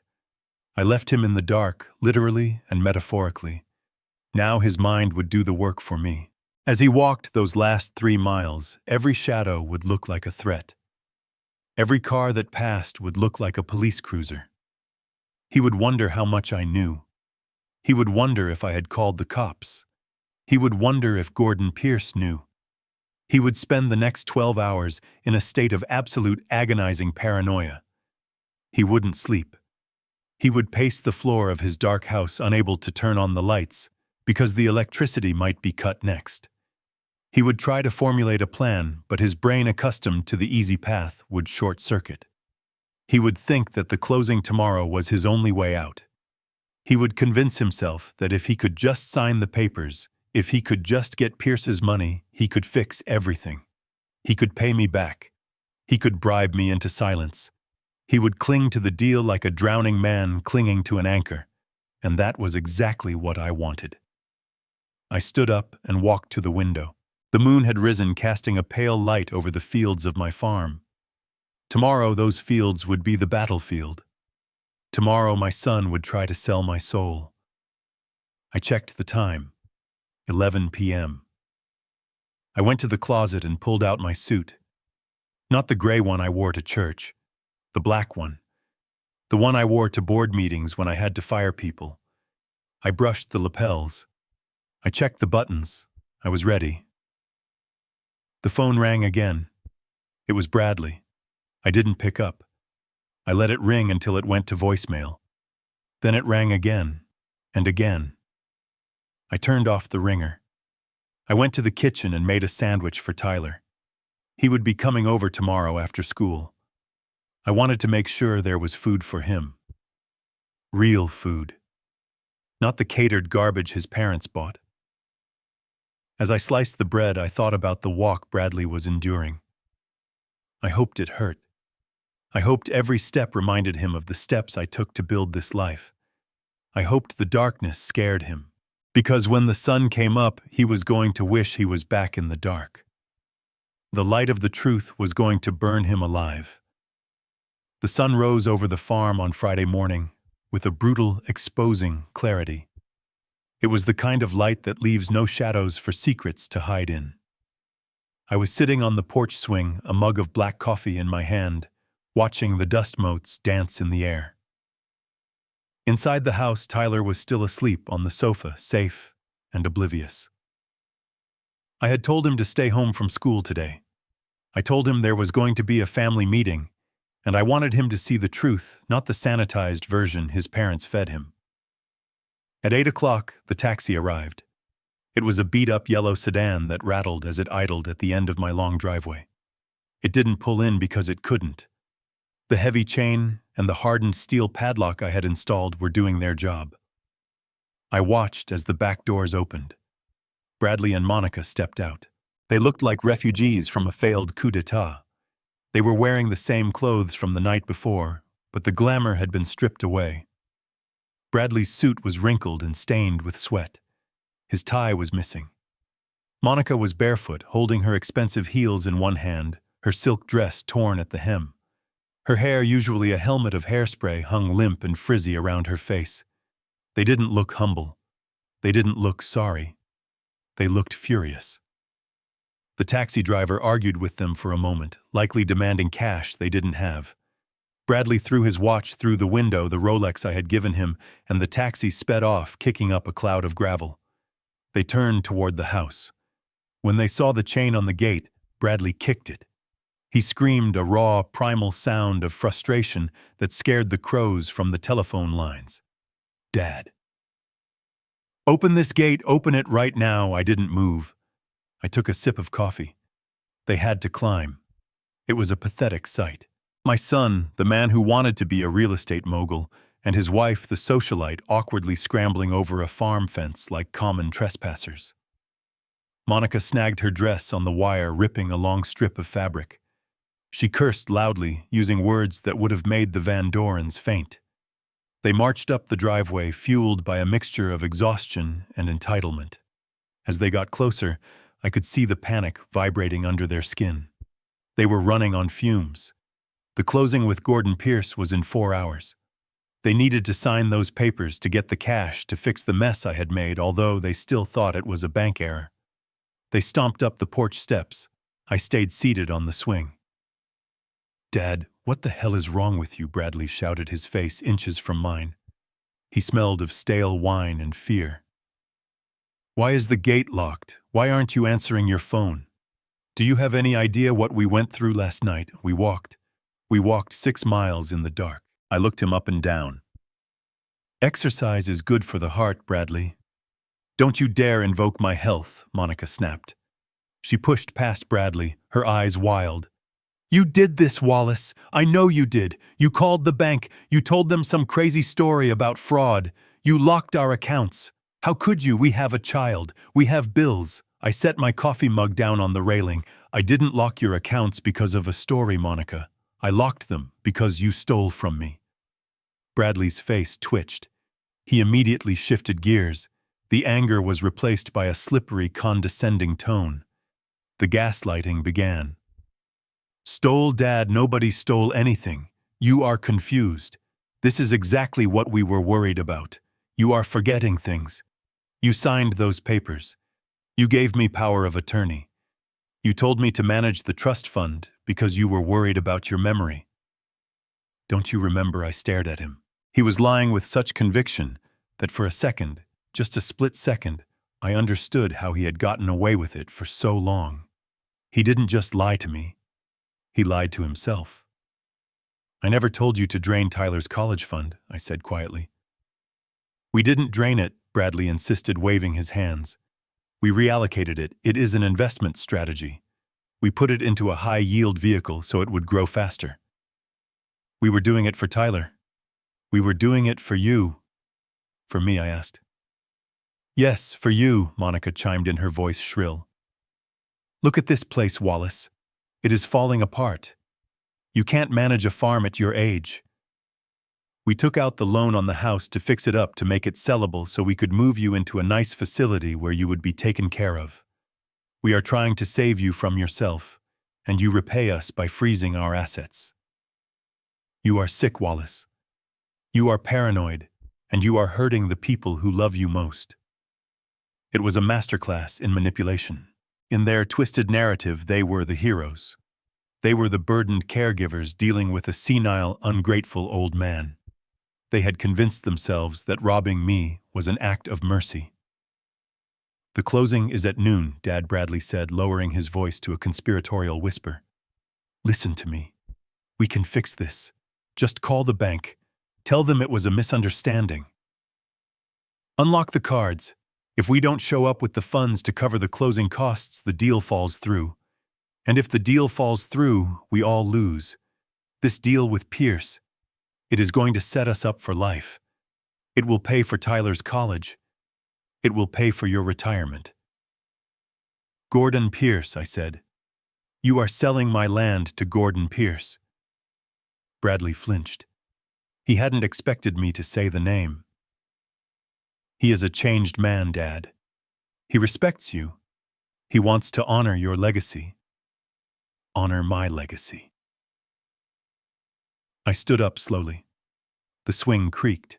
By bulldozing my home and building a strip mall, by taking my patents and selling them to the lowest bidder, who told you that Bradley demanded looking around as if the trees had ears.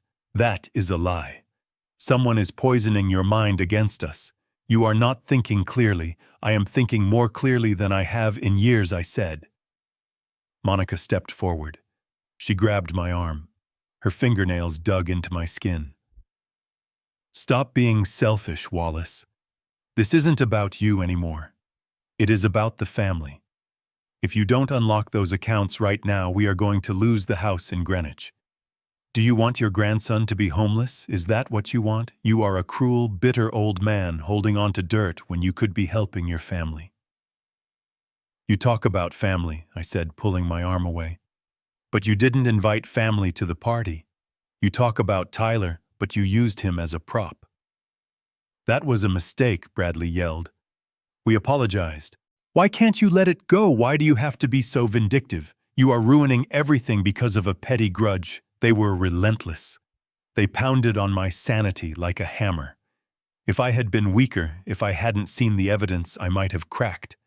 I might have believed that I was the villain. But I had the documents. I had the truth. I am not ruining anything, I said. I am just watching it fall. Bradley wiped the sweat from his forehead. He looked at his watch. Dad, please. We are running out of time. Just sign a check. Just give us access for 24 hours. After the deal closes, we will pay you back double. I swear on Mom's grave. Don't you speak her name, I snapped.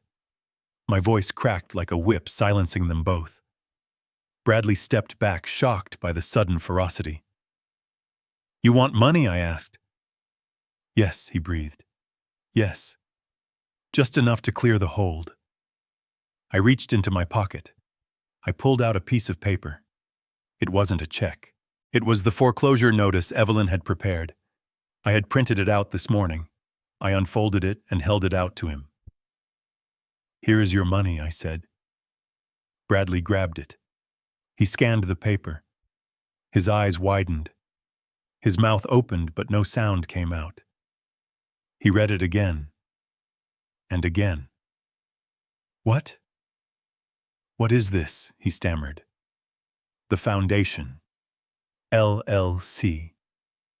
Who are they? Why do they have the deed?" Monica snatched the paper from him.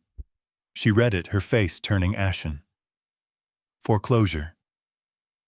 But we have 30 days. The bank said we have 30 days. "The bank sold the note," I said calmly. "The Foundation owns your mortgage now, and the Foundation has invoked the acceleration clause due to fraudulent activity. You don't have 30 days. You have until noon." "Noon," Bradley whispered. That is the same time as the closing."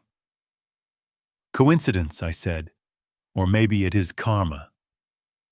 "You know them," Monica screamed, grabbing my lapels. "You know who this Foundation is. You have to talk to them. Tell them to stop. We can pay them after the deal." I looked at her hands on my jacket. I looked into her desperate, greedy eyes. "I can't tell them to stop, Monica." "Why not?" she shrieked. "Because they already made their decision. And they don't negotiate with people who fake dementia diagnoses to rob their parents." Bradley stared at me. The gears in his head were grinding, trying to put the pieces together. He looked at the paper. He looked at me. He looked at the confidence in my stance. "Dad." He whispered, a dawn of horror breaking over his face. "Who runs the Foundation?" I didn't answer. I didn't have to. Just then, the front door of the farmhouse opened. The screen door slammed shut. Tyler walked out onto the porch. He was wearing his graduation gown. I had asked him to put it on. He looked like a man, not a boy. He held the Patek Philippe watch in his hand. "Tyler," Monica gasped. "What are you doing here? You should be at school." Tyler looked at his parents. He looked at their torn clothes, their desperate faces. He looked at the foreclosure notice in Monica's hand. "I live here now," Tyler said. His voice was steady. "Grandpa invited me, since you guys were too busy selling my college fund to notice." "Tyler, baby. Listen." Monica started putting on her motherly mask. "Grandpa is confusing you. We are doing this for you." "Stop lying, Mom," Tyler said. "Just stop." "I heard everything. I heard you outside. You didn't come here to see me. You came here for money." Bradley stepped toward him. "Tyler, give me the watch. That is valuable. We can pawn it to cover the closing costs. Give it to me." He reached for his son. He reached for the last thing of value I had given the boy. That was the moment the conversation ended. That was the moment the physical war began. I stepped between them. I put my hand on Bradley's chest. "Don't touch him," I said. Bradley shoved me. It was a desperate, flailing shove, but it caught me off guard. I stumbled back against the porch railing. "Get out of my way, old man," Bradley shouted. He lunged for Tyler. I saw red. All the years of patience, all the years of sacrifice evaporated. I wasn't his father anymore. I was the wall protecting my grandson. I planted my feet. I grabbed Bradley by the lapels of his ruined suit. I used the momentum he had taught me when I wrestled with him in the yard 30 years ago. I twisted. I pulled. And I threw my son off the porch. He landed hard in the dirt of the flower bed, right on top of the hydrangeas. He groaned, rolling over, clutching his ribs. Monica screamed. I stood at the top of the stairs, breathing hard, adjusting my cuffs. "Get off my property," I said. And this time I wasn't asking. I was declaring war. The gaslighting was over. The fire was lit, and they were standing right in the center of the flames. The silence that followed the sound of my son hitting the dirt was absolute. The birds had stopped singing. The wind seemed to hold its breath. Even Monica, who usually had a scream for every occasion, was frozen with her mouth open, staring at her husband, lying amidst the crushed blue hydrangeas. I stood on the porch, my hands still raised, my chest heaving. I looked at my palms. They were calloused, rough, like sandpaper. They were the hands of a man who had built bridges across raging rivers. Bradley's hands, which were currently clutching his bruised ribs, were soft. They were hands that had never held anything heavier than a golf club or a fountain pen. In that moment, the difference between us wasn't just generational. It was fundamental. I was made of iron and earth. He was made of paper and pretense. Bradley groaned, rolling onto his side. Dirt smeared his expensive dress shirt. He spat out a mouthful of soil. He looked up at me, and for the first time in his life, I didn't see arrogance. I saw shock. He couldn't process that the old man, the silent financier, the doormat he had walked over for 40 years, had just physically rejected him. You assaulted me," Bradley wheezed, struggling to his knees. His voice was a mixture of pain and disbelief. "You crazy old man. I could have you arrested. I could have you thrown in a cell." "Call them," I said, my voice low and dangerous like a rumbling engine.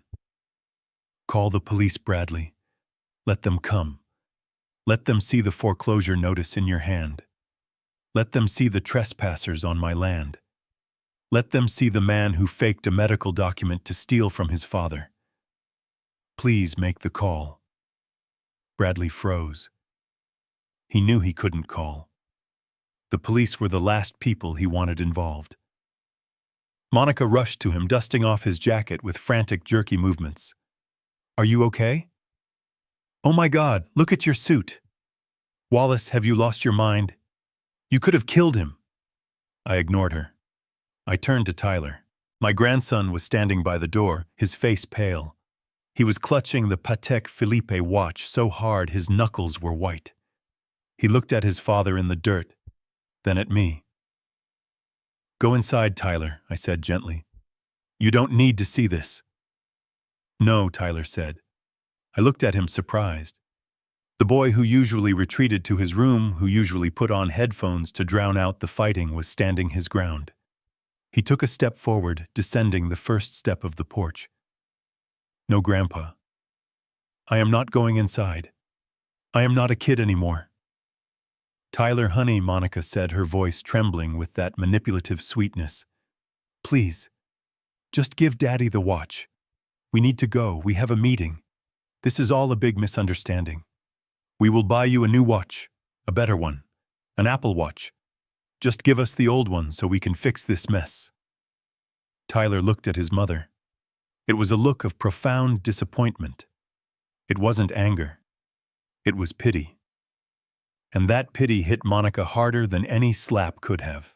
"It is not about the watch, Mom," Tyler said. His voice cracked, then steadied. "You still don't get it, do you? You are trying to sell Grandpa's farm. You are trying to sell his patents. And you are trying to use my college fund to pay off your gambling debts." Bradley scrambled to his feet. "Who told you that?" He pointed a shaking finger at me. "He told you lies. He is poisoning you against us." "I saw the bank statements," Dad, Tyler shouted. The raw emotion in his voice echoed off the barn walls. "I saw the emails on your iPad. You left it unlocked on the kitchen counter last week. I saw the emails from Mr. Pierce. I saw the emails from the casino. I saw everything." The revelation hit Bradley like a physical blow. He staggered back. His own son knew. The carefully curated image of the successful businessman, the role model, the provider, it was all shattered. Tyler continued, tears streaming down his face. "I was so proud of you, Dad. I told my friends my dad was a marketing genius. But you are just a liar. You stole from Grandpa. You stole from me. And now you want to steal this watch. This is the only thing I have that is real." "Shut up," Bradley screamed. The vein in his neck bulged. "Shut your mouth, you ungrateful little brat. I did everything for you, the private schools, the tutors, the camps. Do you think that was free? Do you think money grows on trees? I did what I had to do to survive." "You didn't do it for me," Tyler yelled back. "You did it for you. You did it so you could brag to your friends at the club." That was the breaking point. The truth was too bright, too hot. Bradley snapped. The facade of the civilized man dissolved, leaving only a cornered, vicious animal. "Give me the watch," Bradley roared. He lunged. Not at me. He lunged at Tyler. It happened in slow motion. I saw my son, a grown man of 40, charge at his own teenage child, with violence in his eyes. He wasn't reaching out to hug him. He was reaching out to take to hurt, to silence the voice that was speaking the truth. Monica screamed, covering her mouth. Tyler flinched, raising his arms to protect his face. But Bradley never reached him. I moved. I didn't think. I didn't calculate. I just moved. My body remembered the leverage and torque of the construction site. I stepped down from the porch, cutting off Bradley's path. As he reached for Tyler, I caught his wrist. My grip clamped down on his forearm like a steel vise. I felt his pulse hammering under my thumb. I felt the softness of his skin, the weakness of his bone structure. I didn't just hold him. I twisted. I utilized a simple mechanics principle: torque. I rotated his arm outward, forcing his shoulder joint to lock, forcing his body to follow the pain. Bradley yelped, a high-pitched sound of shock. He tried to pull away, but I stepped into his space, using my shoulder to drive him backward. I slammed him against the rough wooden pillar of the porch. The impact shook the roof. Dust fell from the eaves. I pinned him there. My left forearm pressed against his chest, right below his throat, cutting off his wind just enough to panic him, but not enough to kill him. My right hand still twisted his wrist behind his back. "Dad, stop, you are breaking my arm!" Bradley shrieked, his face pressed against the wood. I leaned in close. My face was inches from his ear. I could smell the fear on him.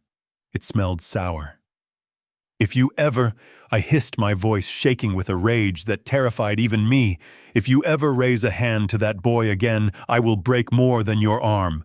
I will take you apart, Bradley. Do you understand me?" I tightened my grip. "Do you understand?" "Yes. Yes, I understand." "Let go." I held him for another 5 seconds.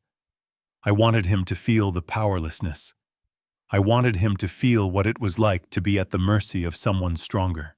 I wanted him to know that the only reason he was still standing was because I was allowing it. I released him. Bradley crumbled to the ground, clutching his arm, gasping for air. He looked up at me with terror. He had forgotten who I was. He had forgotten that before I was a retiree in a cardigan, I was a man who cleared forests and moved mountains. He had mistaken my kindness for weakness. I straightened my jacket. I looked at Monica. She was trembling, staring at me as if I were a monster. "Get him up," I said coldly. Monica rushed forward, helping Bradley to his feet. He was sobbing now, deep, humiliating sobs of a beaten man. "You have 1 hour until your meeting with Gordon Pierce," I said, looking at the sun high in the sky. "You have no money. You have no car. You have no dignity." I reached into my pocket and pulled out a set of keys. Not the keys to the Range Rover. The keys to my old tractor, which was parked by the barn. It was a rusty, loud diesel belching machine from 1984. "Take the tractor," I said. What Monica whispered, horrified. "It is the only vehicle on this property that isn't locked," I said. "If you want to get to your closing, if you want to try to beg Gordon Pierce for mercy, take the tractor. It goes 15 miles an hour. If you leave now, you might just make it." "Dad, you can't be serious." Bradley whimpered, cradling his arm. "Drive a tractor to the office park." "It is that or walk," I said. "And Bradley?" He looked at me, eyes red and swollen. "When you get there, don't worry about the closing costs. The foundation will be there." He froze. "The foundation." "Go," I barked, before I change my mind and call the sheriff. They didn't argue. They were broken. Bradley limped toward the barn, Monica trailing behind him, looking back at the house, at the life, at the son she had just lost forever. A moment later, the tractor roared to life with a cloud of black smoke.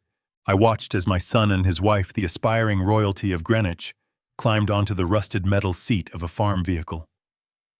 They chugged down the driveway, the engine backfiring a slow, loud parade of shame heading toward the main road. I turned to Tyler. He was still standing on the steps, clutching the watch. He was shaking. I walked over to him and pulled him into a hug. He buried his face in my shoulder and cried. He cried for the loss of his parents, not because they were dead, but because he finally saw who they really were. "It is okay, kid," I whispered, stroking his hair. "It is over. The rot is gone. We can build now." I looked at the retreating cloud of black smoke in the distance. The physical battle was won. But the war wasn't over. The final act was waiting in a conference room 10 miles away. I went inside and grabbed my car keys. I had a meeting to attend, and I wasn't going to be late. The closing was about to begin, and I was bringing the sledgehammer. I pulled my sedan into the parking lot of the Prestwick office park. It was a sterile landscape of glass and concrete, the kind of place where dreams went to be filed in triplicate or shredded. In the center of the visitor lot, looking like a wound on the pristine asphalt, sat my old rusty tractor. It was still smoking slightly. A security guard was walking around it, scratching his head, undoubtedly wondering how a piece of agricultural machinery from the last century had invaded his domain. I walked past him, adjusting my tie. I took the elevator to the 4th floor. The doors opened to the reception area of Prestige Global Realty. It smelled of expensive leather and intimidation. The receptionist tried to stop me, but I didn't slow down. I walked straight to the double oak doors at the end of the hall. I didn't knock. I pushed the doors open and stepped into the air-conditioned silence. The scene inside was a tableau of disaster. Gordon Pierce sat at the head of a massive mahogany table. He looked impatient, checking his gold watch. On the other side sat Bradley and Monica. They were a sight to behold. Dust from the tractor ride coated their faces. Monica's hair was a wind-blown nest. Bradley was holding his injured arm, his suit jacket torn at the shoulder. They smelled of diesel fumes and desperation. When I entered, the air left the room. Bradley stood up, knocking his chair back. "Dad." "What are you doing here, Gordon?" Pierce looked at me. His eyes narrowed. He recognized me instantly. The last time he saw me, I was escorting him off a bridge site with police officers. He didn't smile. He leaned back, tenting his fingers. Wallace King Pierce said, his voice like gravel grinding together. "I was told you were in a nursing home. I was told you were drooling on yourself. You look remarkably lucid for an invalid."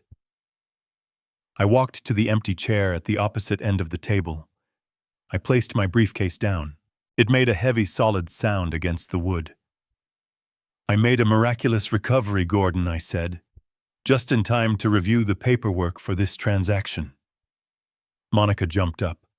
Her face was flushed with panic.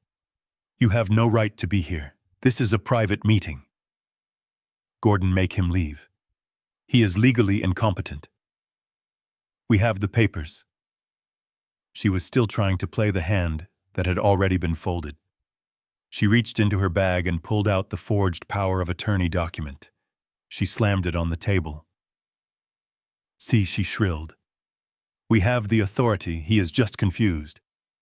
Sign the check, Gordon. Let's finish this." Pierce looked at the document, then at me. He was a predator, and predators know when the wind changes direction. He didn't sign anything. I opened my briefcase. I didn't rush. I wanted them to feel every second ticking by. I pulled out a thick black binder. I slid it across the table toward Pierce. "Before you sign that check, Gordon, I suggest you look at Exhibit A." "What is this?" Pierce asked, flipping the binder open. "It is a forensic handwriting analysis," I said, "performed by the state's leading expert yesterday afternoon. It compares the signature on that power of attorney with my actual signature from notarized documents over the last 10 years. I looked at Bradley. He had gone pale beneath the layer of dirt on his face. The conclusion is on page 4, I continued. The signature is a tracing, a clumsy one. It matches a document from 1998 perfectly down to the microscopic tremor in the ink flow. That document is a forgery, Gordon, and under Connecticut law, using a forged instrument to transfer real estate is a Class B felony. Pierce looked up from the page. His face darkened. He looked at Bradley. Is this true? No. Bradley stammered. It is a lie. He is lying. I pulled out the next item. A digital recorder. I pressed play. The voice that filled the room was unmistakable. It was Monica's voice recorded by the security system in my kitchen when they thought I was napping 3 weeks ago.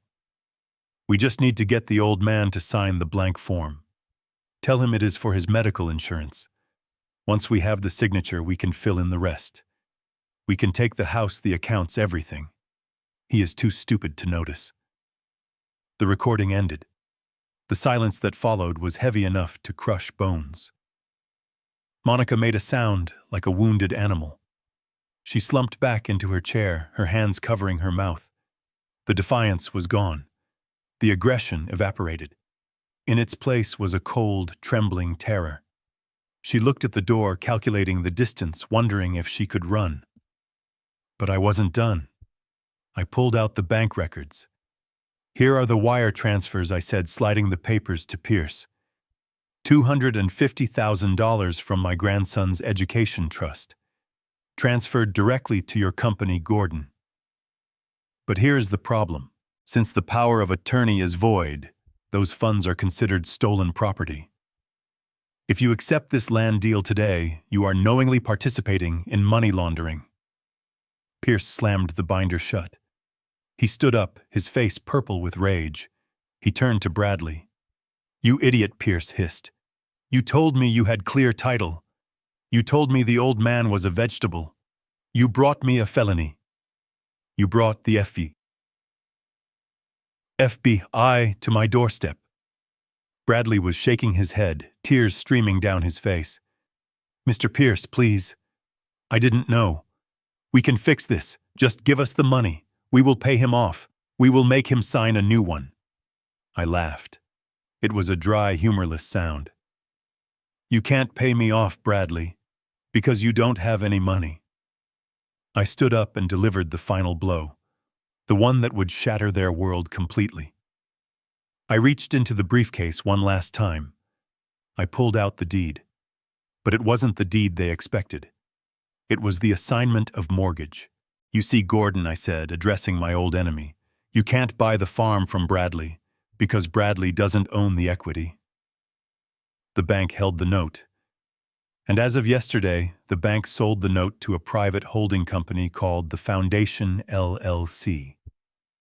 I looked at Monica. Her eyes were wide, staring at me with a dawning horror. She remembered the name from the foreclosure notice. The Foundation, she whispered. You are the Foundation. I nodded. I own the debt, Monica. I own the mortgage on your house in Greenwich. I own the liens on your cars. I own the credit card debt you ran up at this man's bogus investment firm. I own it all. I turned back to Bradley. So here is the situation. The foreclosure on your house is active immediately. The police are currently reviewing the forgery evidence I sent to the district attorney this morning. And Mr. Pierce here, I imagine he is about to throw you out of his office before he gets indicted as a co-conspirator. Monica began to cry. It wasn't the fake crying she used to get her way. This was the real ugly sobbing of a woman watching her life incinerate. She grabbed Bradley's arm, digging her nails in. You said you handled it. She screamed at him, shaking him violently. You said he was stupid. You said we would be rich, now we are going to jail. I can't go to jail. Bradley, I look terrible in orange, she turned to me, her face streaked with tears and dirt. Wallace, please. Dad.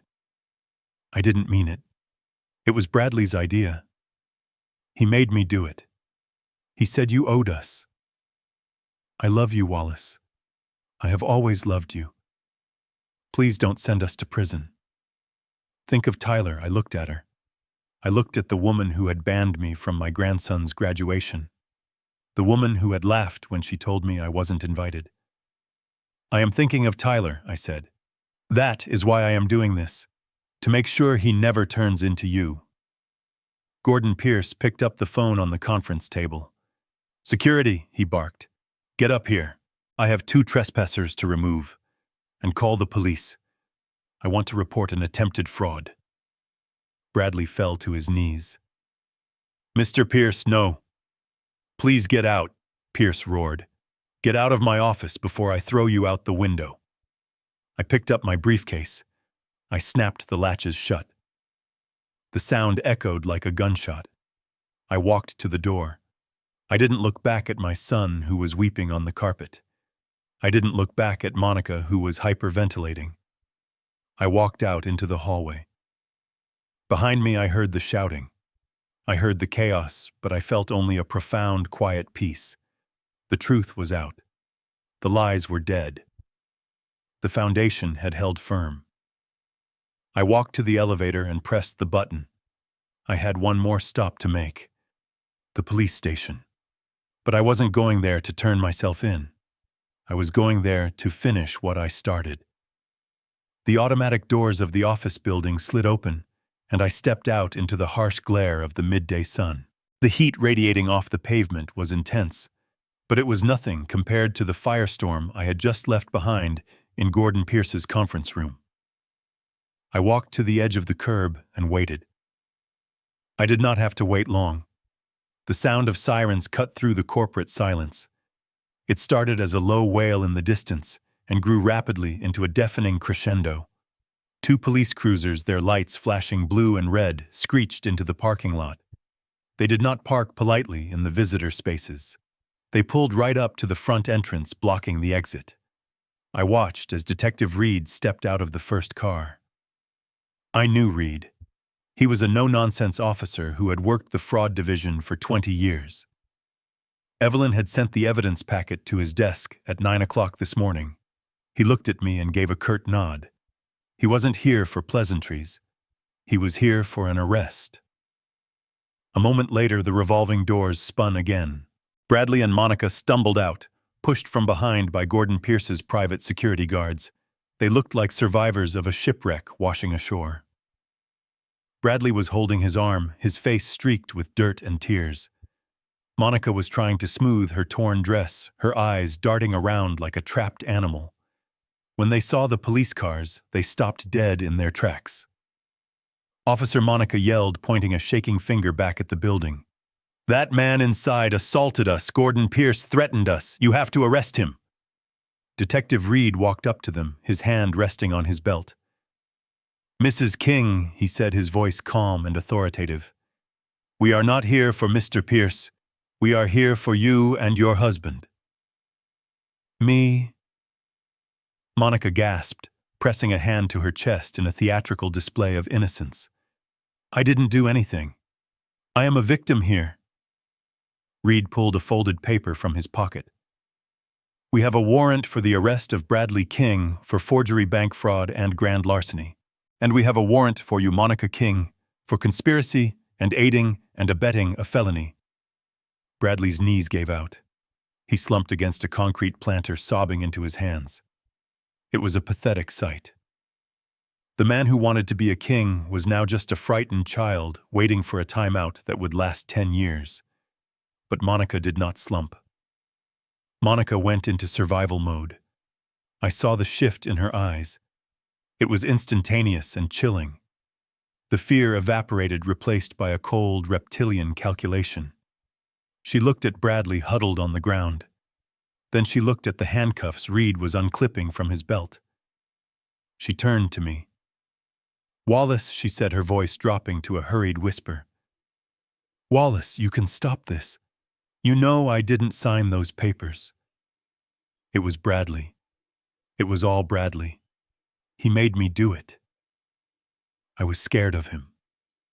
I looked at her. I remembered the recording of her voice plotting to steal my house. I remembered her laughing about the party. I reached into my inner jacket pocket. I pulled out a single sheet of paper. It wasn't a get-out-of-jail-free card. It was something far more expensive.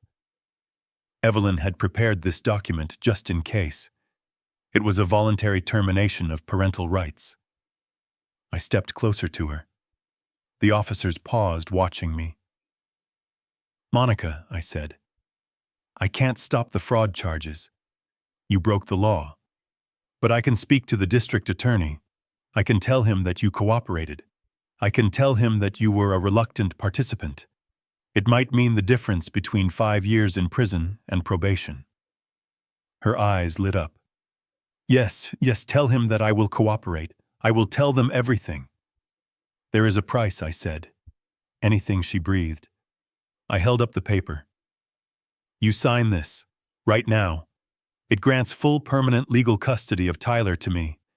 You waive all visitation rights. You waive any claim to his future, his trust fund, or his life. You walk away, Monica. You leave my grandson alone forever." She looked at the paper. Then she looked at the back of the police car. It wasn't even a choice for her. There was no hesitation, no tearful glance toward the phantom of her son. There was only the terrifying selfishness that had defined her entire existence. "Do you have a pen?" she asked. I handed her my fountain pen. She took it. She placed the paper on the hood of the police cruiser. In the reflection of the blue lights, she signed her name. She signed away her only child to save her own skin. She handed the paper back to me. "Done," she said. "Now tell them. Tell them I am innocent." I folded the paper and put it in my pocket. It felt heavy, not with paper weight, but with the weight of the tragedy it represented. "Detective Reed," I said, "Mrs. King has agreed to turn state's evidence against her husband. She claims she was coerced." Reed looked at Monica with disgust, then nodded. "We will take her statement downtown, but she still has to come in for booking." "I know," I said, "but at least she won't be coming back to my house." Reed turned to his partner. "Cuff him." The partner grabbed Bradley. He hauled him up from the planter. Bradley was limp, barely standing. He looked at Monica. He saw her standing apart from him, her arms crossed, her face turned away. Monica Bradley croaked. "Monica, what are you doing? We are in this together, right?" Monica didn't look at him. She stared straight ahead at the empty parking lot. "You lied to me, Bradley," she said, her voice ice cold. "You said you had the money. You said you had the power. You are nothing, and I am not going to prison for a loser." Bradley screamed. It was a sound that tore through the humidity of the afternoon. It wasn't a scream of anger. It was the sound of a heart breaking. He realized in that second that the woman he had betrayed his father for, the woman he had sold his soul to impress, didn't love him. She never had. She loved the lifestyle he provided, and now that the lifestyle was gone, he was just dead weight. The officers shoved Bradley into the back of the first cruiser. He pressed his face against the window, weeping, watching his wife stand on the sidewalk. Detective Reed opened the door of the second car for Monica. She climbed in with a strange, delusional dignity, as if she were getting into a limousine. She believed she had won. She believed she had outsmarted the system. She didn't realize that by signing that paper, she had lost the only thing that could have ever given her life meaning. I stood on the sidewalk as the cars pulled away. I watched the flashing lights fade into the traffic of the main road. Bradley was going to prison. Monica was going to a life of loneliness and legal battles, and I was standing there holding the freedom of my grandson in my pocket. It was over. The toxic branch had been cut from the family tree. The wound would bleed for a while, but the infection was gone. I walked to my car. My hands were shaking just a little. I wasn't happy. No father is happy to send his son to jail. But I was relieved. I had done the hard thing. I had done the necessary thing. I got in the car and started the engine. I had to get home. Tyler was waiting, and for the first time in 18 years, I didn't have to ask anyone's permission to be his grandfather. I checked the rearview mirror one last time. The office park was empty. The rusty tractor still sat in the lot, a monument to the day the earth reclaimed its own. I put the car in drive. It was time to go home and plant something new. The blue hydrangeas under the porch have finally started to bloom again. They are resilient flowers, much like the people who plant them. It has been 3 months since the sirens faded from the office park, 3 months since the silence returned to my farm. But it is a different kind of silence now. It is not the silence of loneliness. It is the silence of peace. Tyler is in the driveway packing the trunk of my old sedan. He leaves for college tomorrow. He is not going to the Ivy League school his mother wanted him to attend just for the bumper sticker. He is going to Georgia Tech to study civil engineering. He wants to know how things are built. He wants to know how to make things that last. He earned his spot on his own merit, and his tuition is paid for by the irrevocable trust I established the day his father tried to sell him out. I watched him lift a heavy box of books he has filled out in the last few months. Working on the farm has been good for him. He has calluses on his hands now, just like mine. He knows how to fix a fence. He knows how to change the oil in a tractor. He knows the value of $1 because he has had to earn it, sweat for it, and respect it. I visited Bradley yesterday. The state correctional facility is a gray, soulless place stripping a man of his pretenses faster than any bankruptcy court. He looked thinner. The arrogant shine of the marketing executive was gone, replaced by the hollow look of inmate number 742. He is facing 5 years. Monica took a plea deal, testified against him to save herself, and moved to Florida to look for her next victim. Bradley is alone. He sat behind the glass partition and asked me if I hated him. I looked at my son. Really looked at him for the first time in years. I didn't feel hate. Hate requires energy. I felt a heavy, settled resolve. I don't hate you, Bradley, I told him. I am just disappointed that I didn't let you fall sooner. He asked me when he could come home. He asked if his room would be waiting for him when he got out. I didn't give him the answer he wanted. I didn't give him the soft landing he has expected his entire life. When you get out, I said, you will be 45 years old. You will have a criminal record and empty pockets. You won't be coming back to the farm, Bradley. The farm belongs to Tyler now. It is in his name, protected by a trust you can never touch. He started to cry. He asked me where he would go. I slid a pamphlet through the slot. It was for a trade school that accepts ex-convicts. They teach welding. It is hard work. It is hot work. It pays $20 an hour. You will go there, I said. You will learn a trade. You will work with your hands. And for the first time in your life, you will build something instead of stealing it. If you can do that, if you can show me 5 years of honest tax returns, then maybe we can have coffee. Until then, you have a lot of work to do. I walked away. I didn't look back. A father's job isn't to be a crutch. It is to be a guardrail. Sometimes that means letting your child hit the bottom so they can find their own footing. I walked down the porch steps to where Tyler was standing. He closed the trunk and looked at me. He wasn't wearing the Patek Philippe watch. It was safely locked in the safe deposit box waiting for his graduation from college. On his wrist, he wore a simple, sturdy field watch I had bought him at the hardware store. Ready? I asked. Ready, Grandpa, he said. We stood there for a moment, listening to the wind rustling through the cornfields. The land was safe. The legacy was secure. People often ask me if I regret what I did. They ask how a father could destroy his own son's life. They look at me with judgment, thinking I am cold, thinking I am cruel. They don't understand. I didn't destroy Bradley's life. I stopped him from destroying his soul. I stopped him from becoming a man who would sell his own child's future for a temporary seat at a table where he didn't belong. I put my hand on Tyler's shoulder. We didn't need to say anything. The bond between us was forged in fire. As I watched him drive away to start his new life, I realized the true price of absence. My son thought my absence from his party was an insult. He didn't realize that my absence was the only thing holding his lies together. And when I finally showed up, the truth came with me. Family isn't about whose blood runs in your veins. It isn't about obligation or Sunday dinners or pretending everything is fine when the house is burning down. True family is about the people who respect the foundation you stand on. It is about the people who will protect you when the walls cave in, not the ones who sell the bricks for pocket change. I am Wallace King.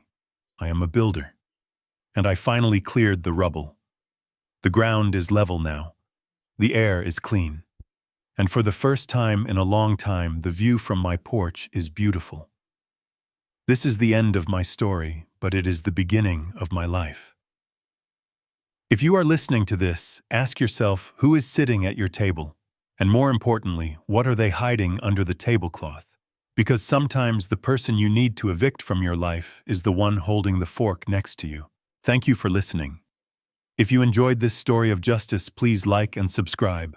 Let me know in the comments if you would have given Bradley a second chance, or if you agree that some bridges are meant to be burned. Until next time, protect your peace and check your bank accounts.